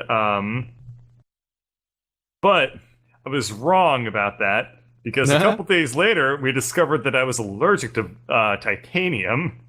The post that they put in was made out of titanium. Wait, so... how can you be allergic to titanium? Titanium is like hypoallergenic. Rare. It's pretty rare to be allergic to titanium, but I got it. My granddad got his knee replaced, and his replacement knee was made out of titanium, and he rejected that. So it's like a genetic thing. Apparently, But did you have to get stainless steel? Something else? They did like porcelain or something like that. They did a ceramic. They also replaced it for free. They didn't use like goat teeth or something like Washington. No. This isn't. I didn't get my tooth put in like 300 years ago. So anyway, I go back. They replaced it for free or whatever. I have to do the entire surgery again for them to like remove it and replace it. I mean, they didn't put the wisdom teeth back in. That's true. They didn't put the wisdom teeth back in, but I did say like I went. It was like 5 days later, and they were like, "Oh, you're back." I was like, "Yeah," and they were like, "All right, you need to count to 10," and I was like, 1. It was like 10, 9, and I was out. I didn't beat my previous record. I lost. This time I slept through the whole thing. I didn't wake up with the nurse or anything like that. Didn't even make your own leaderboard. No, I didn't. And it was 1,000,000% less painful when I got something put in my mouth that I wasn't allergic to. So I didn't even need like Advil. I was like totally recovered by about 3 days. I never experienced wisdom teeth pain. I took 1 pill because they just said to, and I never took another one, and I just never experienced any sort of pain related to the entire ordeal, and it just never came in. But my brother experienced tons of pain because fucking drugged version of him is an idiot. And he was stretching his jaw and stuff like that after the surgery. I'm like, no! It's like fucking up all his stitches and stuff. And I'm like, what are you doing? No, stop! And like, we're trying to hold his jaw shut, but he's just an idiot. He was just this drunk, stupid, drugged idiot that was useless, and he was not listening. You could run into issues like dry socket and stuff if the blood doesn't coagulate properly and heal over. This was the weirdest video game podcast we've ever done. We could just end the podcast here. Bad We sound. just did the gross ass outro. Yeah, but we What? also got another 30 minutes. So No, I know. we could top it with another 30 minutes of gross ass stories, or I can talk about the smorgasbord of games that I played in the past week. This is because a new I tried everything. experience where Bird's playing video games, and they're not just Yeah, the co-op. with- They're not just the multiplayer games that Wander plays. I think I played like 5 new games in a single week. Jeez. Something like that. I Bird has played commitment issues. well, I'm looking for a very specific. I'm very picky right now. But anyway, I played. But you're still gonna upload them anyway, and they're just gonna get canceled or something. That's how I felt about Observer. So I played Observer, and Observer had all the makings of like a great series for me. And then, as soon as it got like too trippy, I basically found myself unable to say a damn thing. I was like staring slack-jawed at the screen, just being perplexed. like, yeah, I was just like, all right, I'm gonna walk through the hallway now and look at the next weird ass thing. Like it just was not going anywhere, so I eventually just killed it. Now, was But, the Observer the story about the cop that is able Yes. to shunt people's Yeah. brains with his own like neural receptor thing? And Basically, as soon as I got to Amir, I wasn't able to play it anymore and have a good time with it. But holy crap, the first like 45 minutes, everything leading up to that was gold. That is a really cool game. There's a lot of polish. I just can't make a series out of it.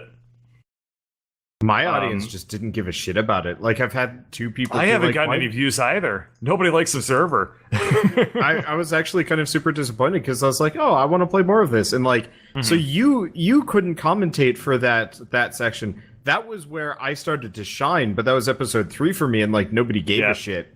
But like, so specifically for Amir, he was Keith. Are you playing Observer or no? I will Yes, be, yeah. but I haven't had Oh. a chance to touch it yet. But it's Okay, probably going to so- be totally my jam. Yeah, Probably. it probably will be. You might be able to pull it off.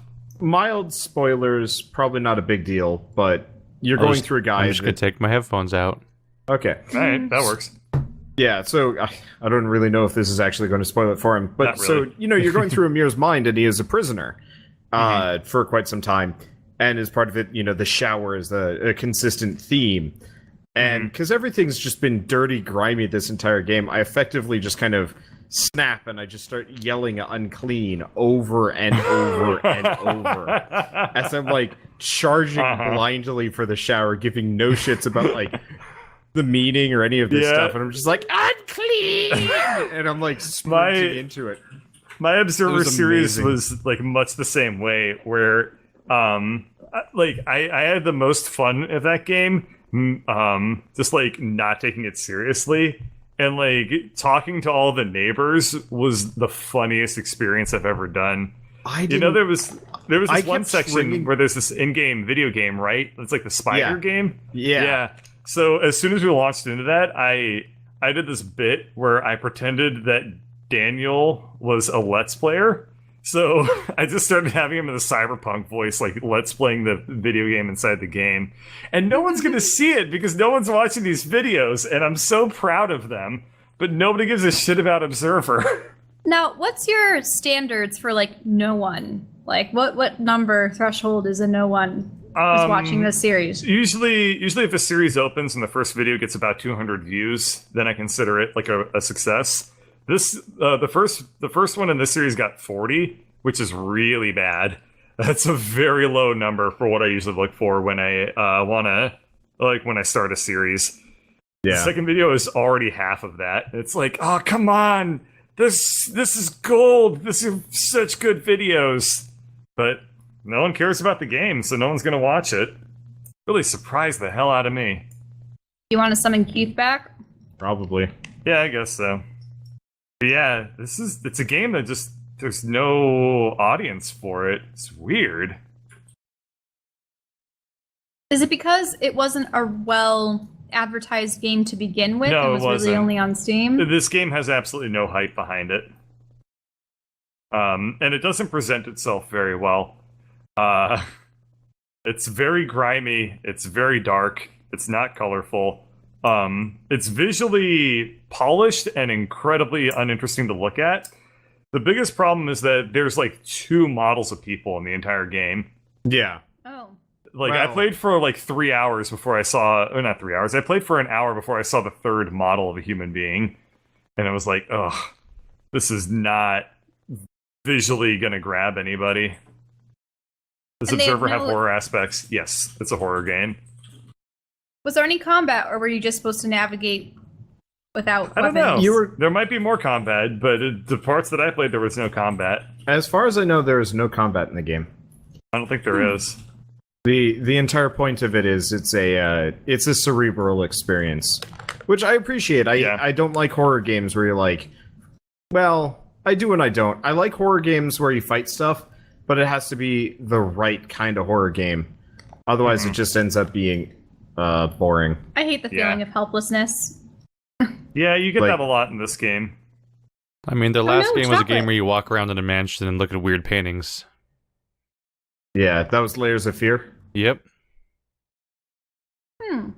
I don't know. I like the. I wish that. I wish that the game would have been like a better series for me overall, because it had some really good potential, but I had to kill it after 4 episodes. How far did you get with Wander? Did you end up killing the series, or are you keeping strong? I stopped. I have too many other things to play. Yeah. And as much as I like the occasional horror game, I can also pass on them. I hope that Keith plays it, because I really want to experience the game, and I'd probably Don't worry, watch audience, Keith play I finished stuff.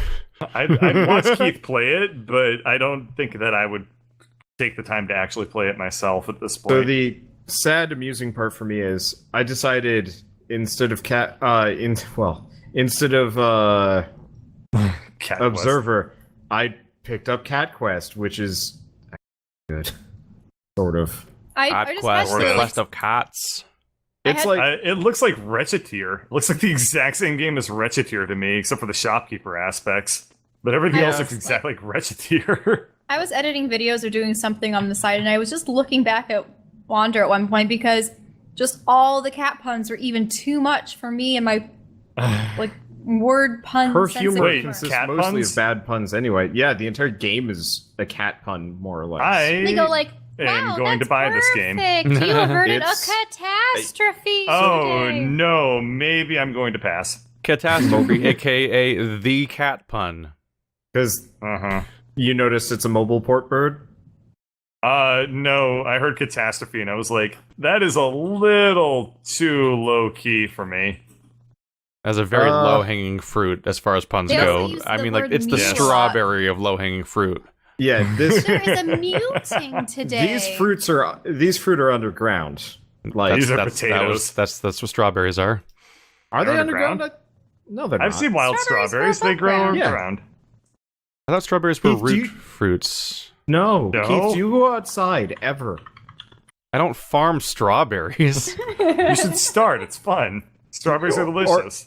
Oh yeah, they are in little. You're right. They are in little bushes. Whoops. Yeah. It's Nothing good it's like grows underground except for the humble potato. Carrots. And even those kind of suck. But no, yeah, they are seed fruits, fruits, so it was stupid to think that they'd be underground. But they are like on the ground, like touching it. Like they're like it's the lowest fucking fruit ever. True. So I was still right. Yeah. I was just stupid, right? Yeah, so what is Cat Quest? It looks like just a dungeon crawler game with cat puns? Yeah, I mean, it's a mobile game. It's just one of the best like mobile ports I've ever played, which kind of caught me by surprise. With too many cat puns. Because like I really was expecting it to be just atrocious, and I did as a one-off on the urging of one of my fans.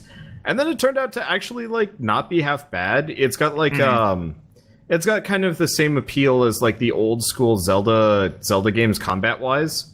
Like you know, good positioning, and it also has like a dodge roll. So good positioning and rolling means you can more or less just beast the entire game.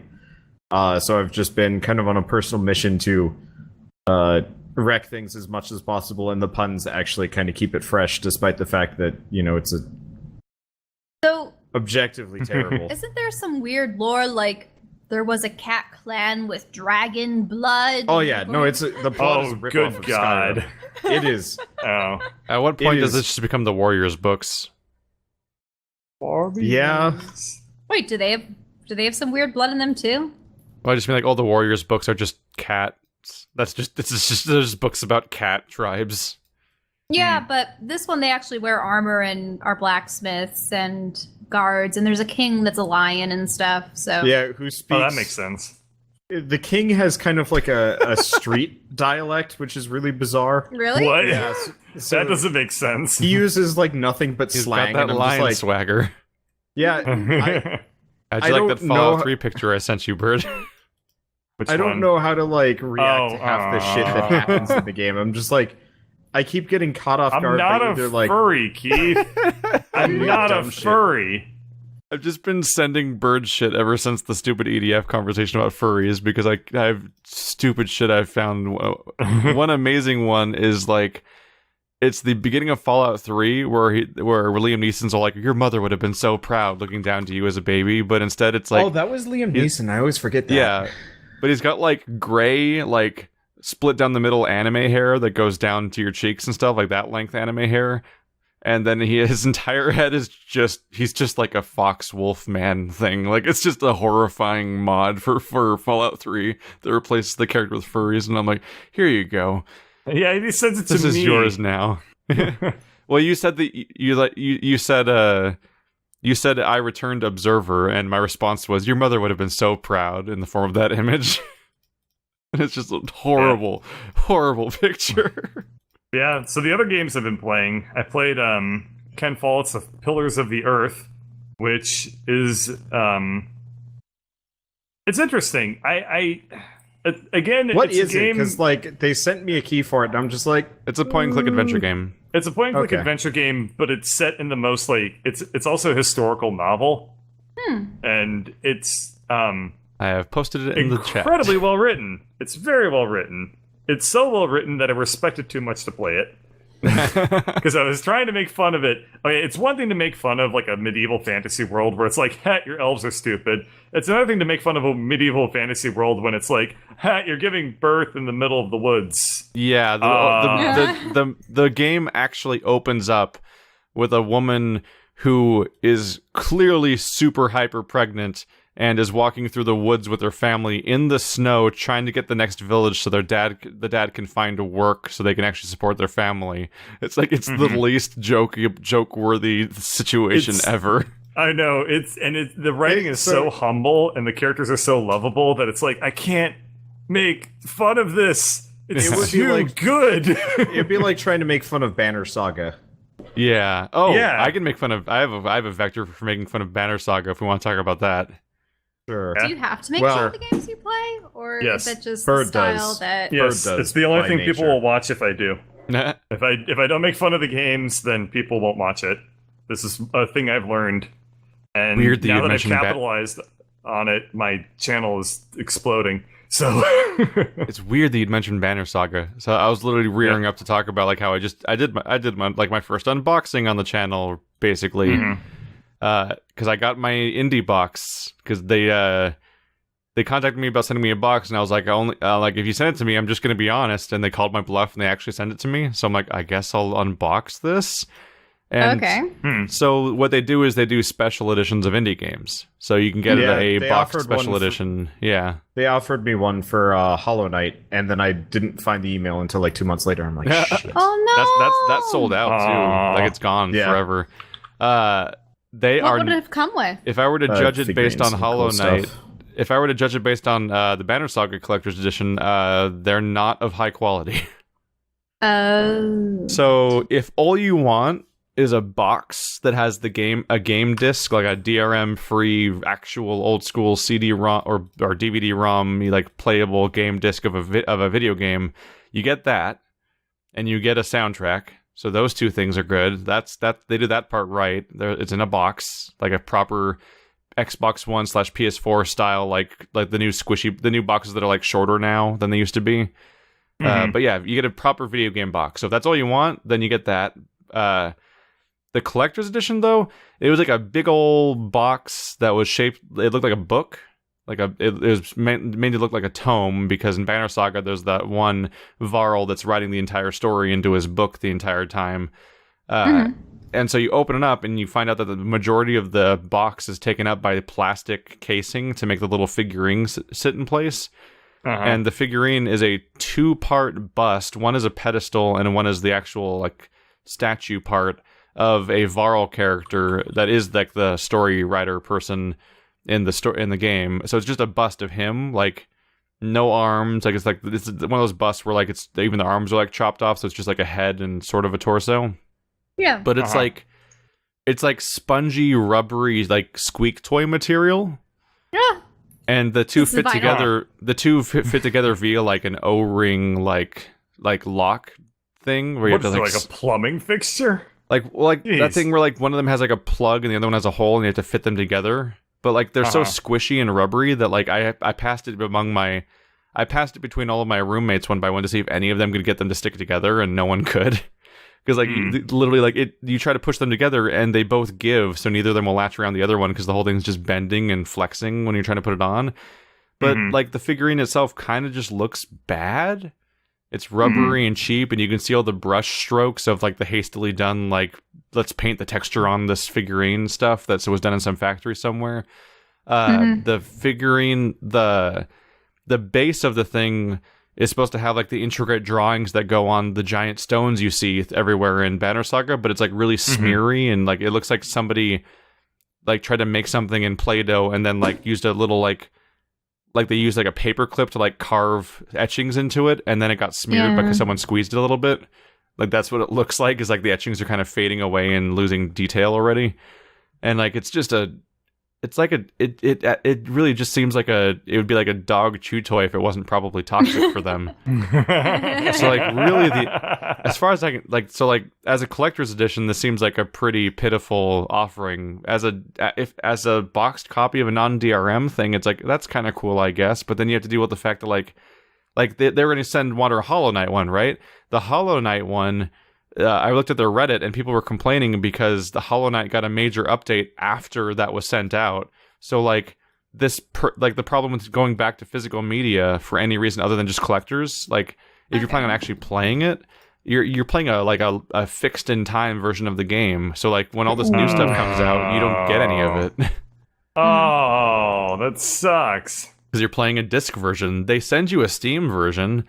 But that just shows how backwards this entire system is that if you buy a game via IndieBox, it comes with a Steam code, which is probably what you'll actually use instead of any of the stuff in the box.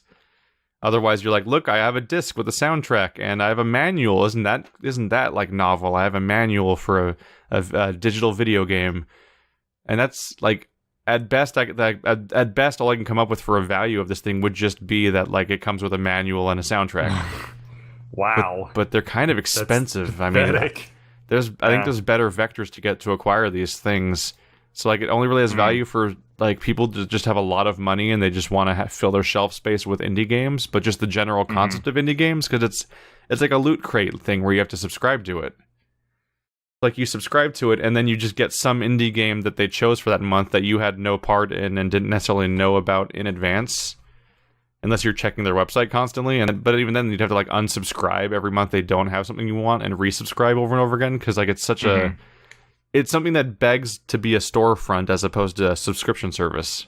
But it can't be a storefront because they're almost certainly using that strategy that t-shirt printers do, where they do a run of something limited. Yeah. So like it sucks. Yeah, so that's why it's not a storefront, but instead is a subscription service, because they just do a limited time run and they make an amount based on how many people are subscribed, and then they sell the overstock at increased prices in their store, but that stuff's even more expensive. Yeah. Like I can stick anyway, other games that I played this last week, because there's still more. Yeah. I also fired up a series of an old favorite of mine that is something I thought like I wanted to wait for the right time to play it, but I started a series on Charles Barkley Shut Up and Jam Gaiden. Which I watched you play that for about 30 seconds, and the standout thing was that your child was talking to you and they morphed into a different character so they could animate. Yes. So, if you don't know, it's a parody of Final Fantasy games, and the entire premise is that it takes place in the post-apocalyptic world where basketball is outlawed, and you have to play as Charles Barkley on a path of redemption after he caused the apocalypse to happen during the Space Jam. And it's in a Final Fantasy game. Come on and jam. It's really, really awesome. It's such a good game. It's so funny. And it has not aged well, because the technical problems that went into making it work were astounding to me. But it's also like a 9-year-old game maker game, so I guess I should have seen that coming.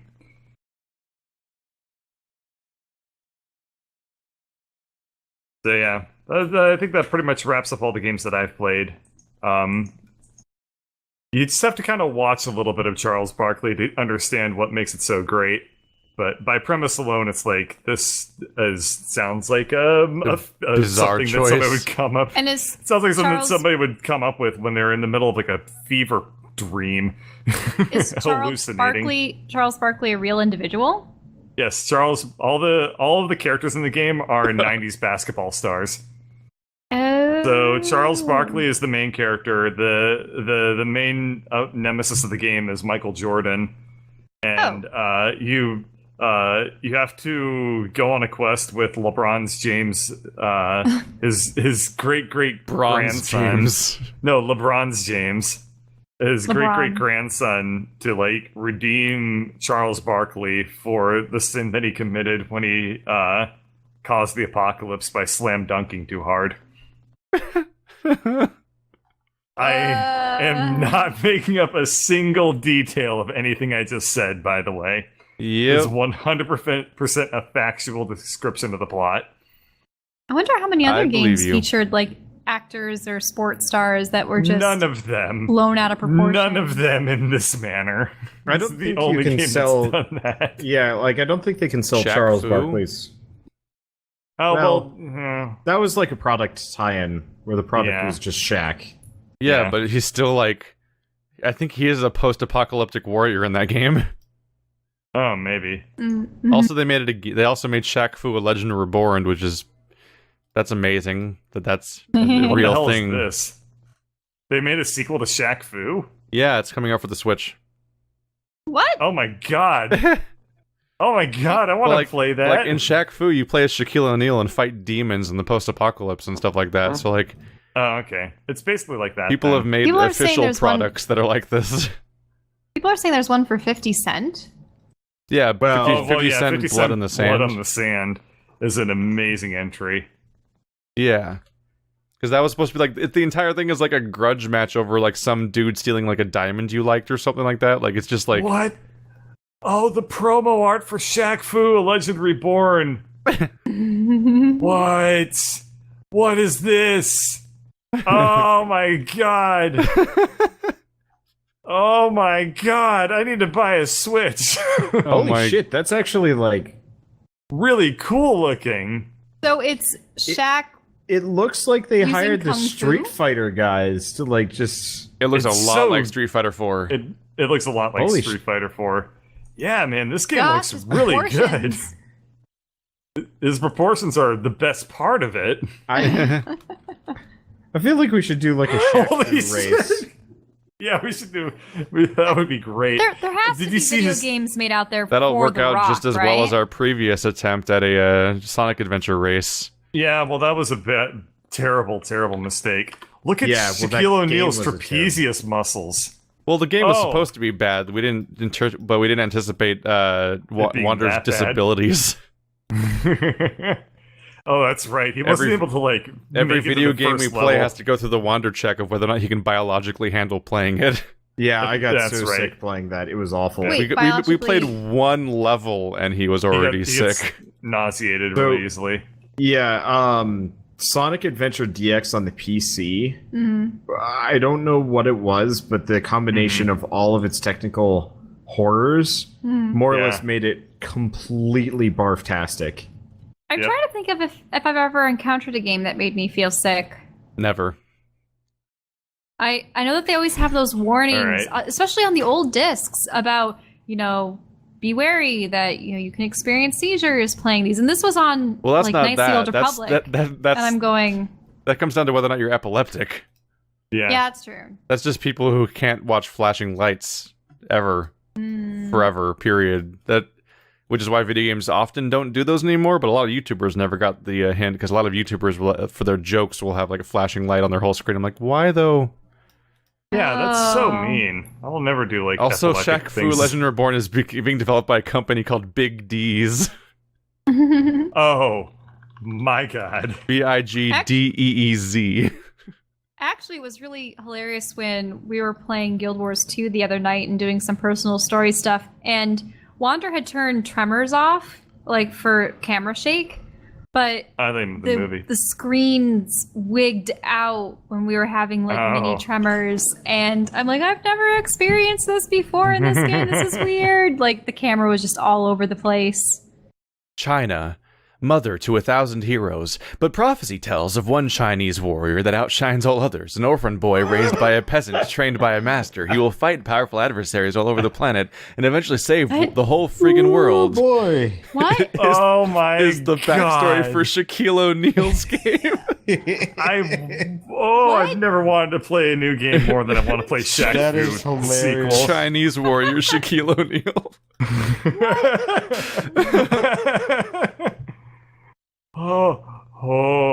Oh man. He's the last Kung Fu Mirai. Kung Fu Mirai. Wait, what? That's not even a. I'm making Are fun they of the just trying white to- guy from being the star of Last Samurai. Oh my Like the God. Last Samurai starring Tom Cruise. It's like, wait, what? Oh. Well, their whole story with that was that he was one of the American soldiers that was trying to bring industrialization. Isn't he over supposed to be the Japan. same guy from... Isn't he supposed to be the same character that Neo is based on? Or Nio? The video game. Oh, yeah. William Man. William Yeah. Man. Except Wait. your William was like back in the William way Man. before the 1800s, right? So that wouldn't have been right because They had I don't guns read already too and far stuff. into any was, of like- these things. post Yeah.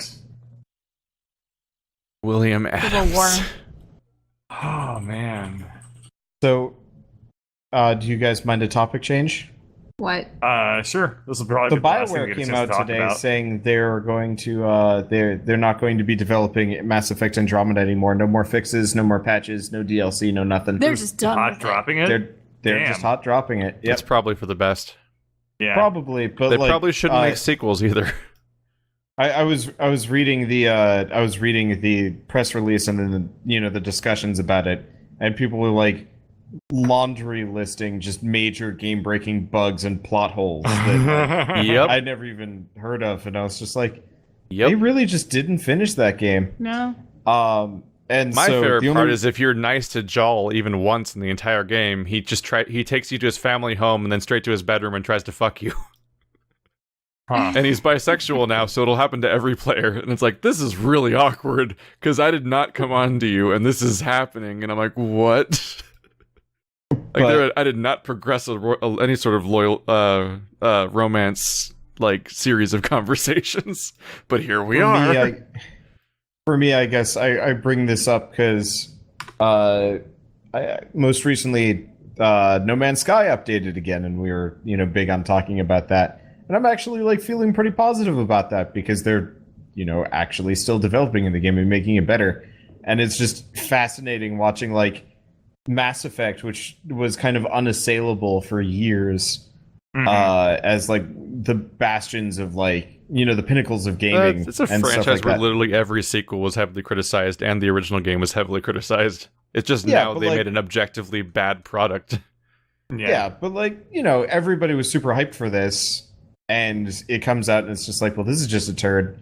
And for both of them, and I'm just watching No Man's Sky slowly like peter onwards, and I'm like, I will be right someday. It makes me wonder how I Anthem's going don't to think turn you out. will, though.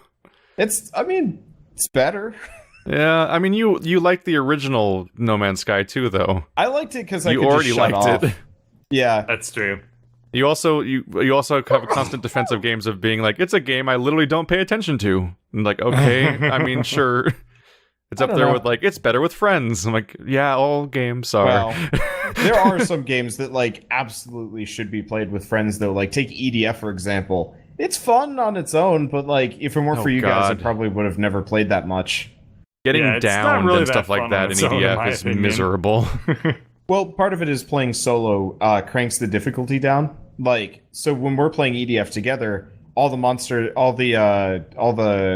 I guess monsters, yeah, sure, why not? Everything we're fighting has, like, 3 times as much health and more damage. Whereas if you're playing solo, there's no level limit on your weapons, there's no armor limit, and everything has lower HP, so you can more or less just burn through things real quick. The problem is just that EDF has, like, straight-up Left 4 Dead mechanics for co-op. And if you play it solo, it's like, oh, I guess I have to get out of this. And that's just less fun than, like, somebody shoot this web down, I'm fucked, and stuff like that. And then we immediately just turn the co-op missiles on Bird. Because that's how it works. Womp womp. Yeah, Mass Effect, oh boy. Yeah, you're right, though. Every single entry has been pretty well criticized.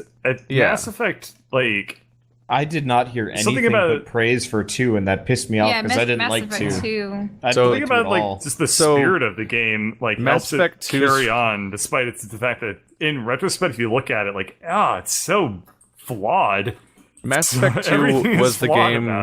Mass Effect 2 was the game that got constantly praised by outsiders. But everyone who played, but a huge chunk of the people that played the Mass Effect series already before that game were like, this game is fucking up everything about Mass Effect. And the people who were coming in from the outside, it's like, oh yeah, this game's great. And you go, yeah, play Mass Effect 2 and 3, just skip the first one. I'm like, fuck you.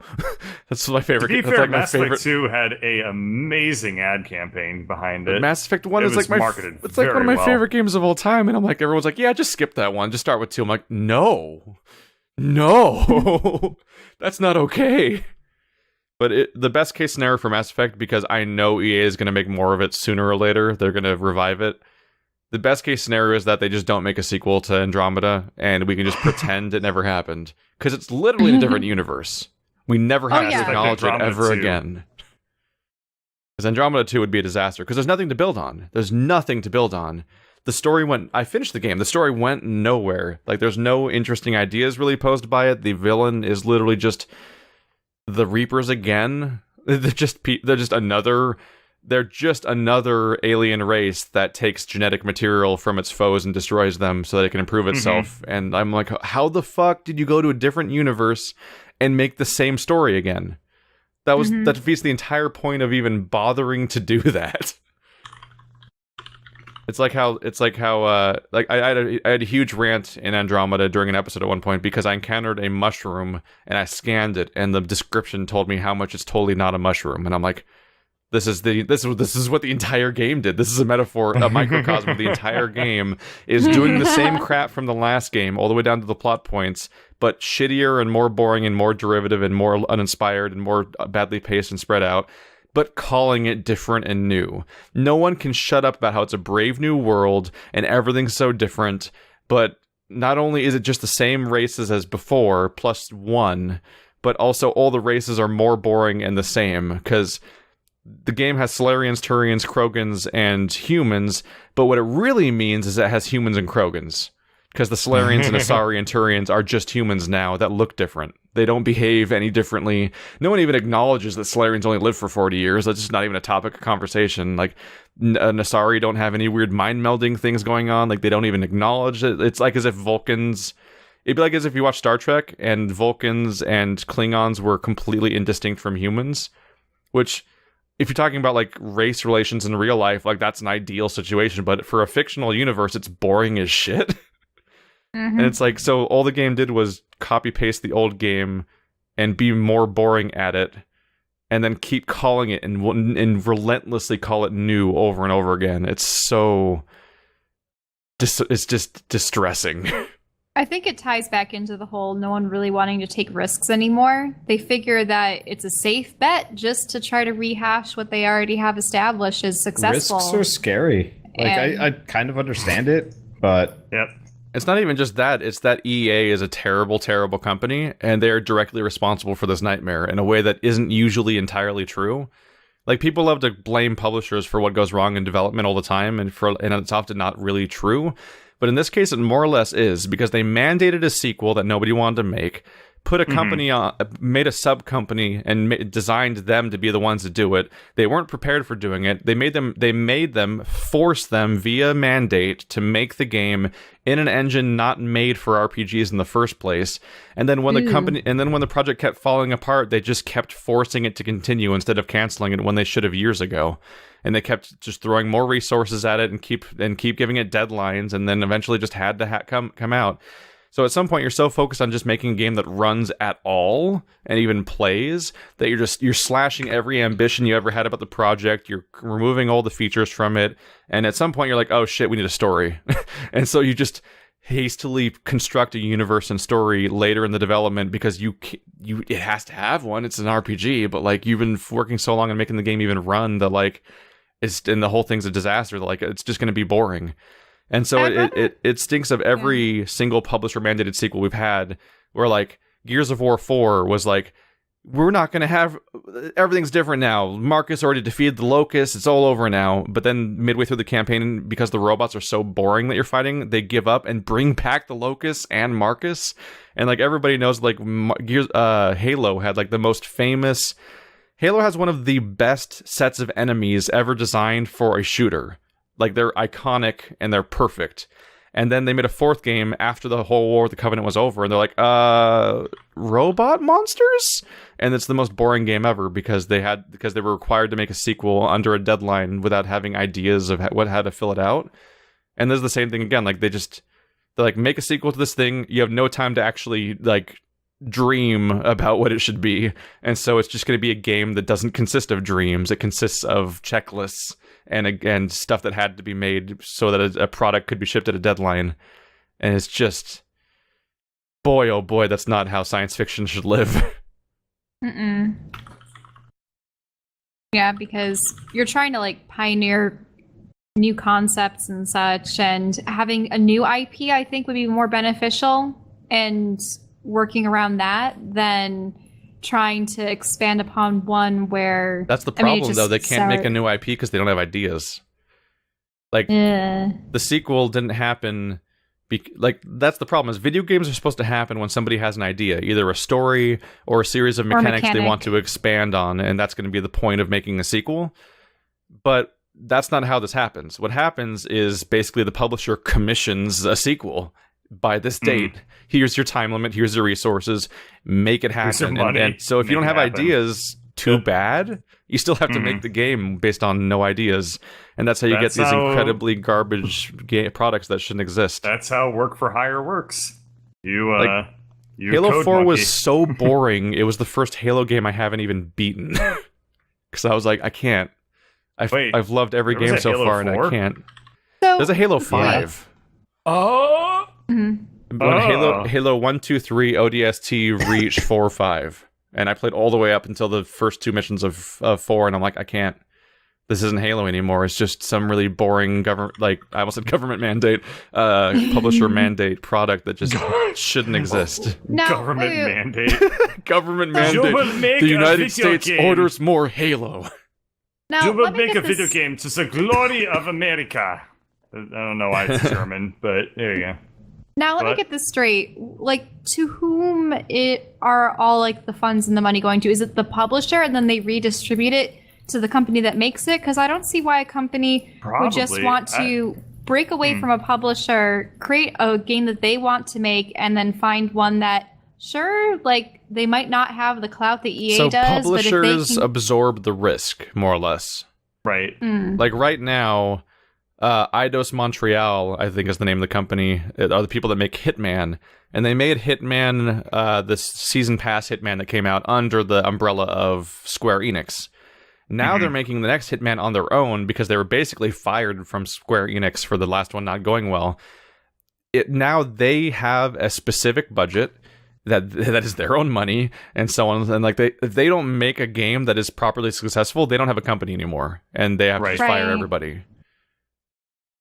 So that's why companies want publishers generally, and that's why like That's why you see Double Fine keeps kickstarting like every project they make, and the people that make Necropolis and Shadowrun games, like they kickstart every single game they make, because they're trying to set it up so they preemptively have the money. Because if they don't preemptively have the money, then if the game doesn't do well, they just spent 2 years working on a game that makes their company go bankrupt, and then everyone loses their jobs. Yep. That is how it works. Okay, well, shall we end this? Because apparently my setup is falling apart over here.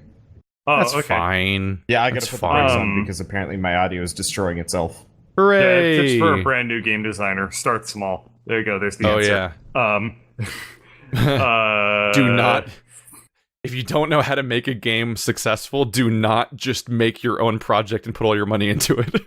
Yeah. Start boy, small. Oh boy. Either work on something. You need to work on something that'll basically be free. In 2 weeks. Yeah, make it a tiny project that'll basically be free, and you don't need it to succeed for your life to continue. And then try to use those as resumes to get hired by a company that can actually let you work in a situation where you aren't risking your ass every minute. And then when you have like 10 years of experience, you can do this crazy shit where people just break free. I'm like, I'm going to make Red Barrels. We're just going to make Outlast. We don't have any resources. Fuck it. And they nailed it because they knew how. Yep. Like, all of today's successful indie game companies are almost exclusively companies that already knew how to make successful games beforehand via their experience in the AAA industry. Wait. Hang on. We're at the end of the podcast. We're talking about something serious. Who has a gross story? Oh, I got one. Yay!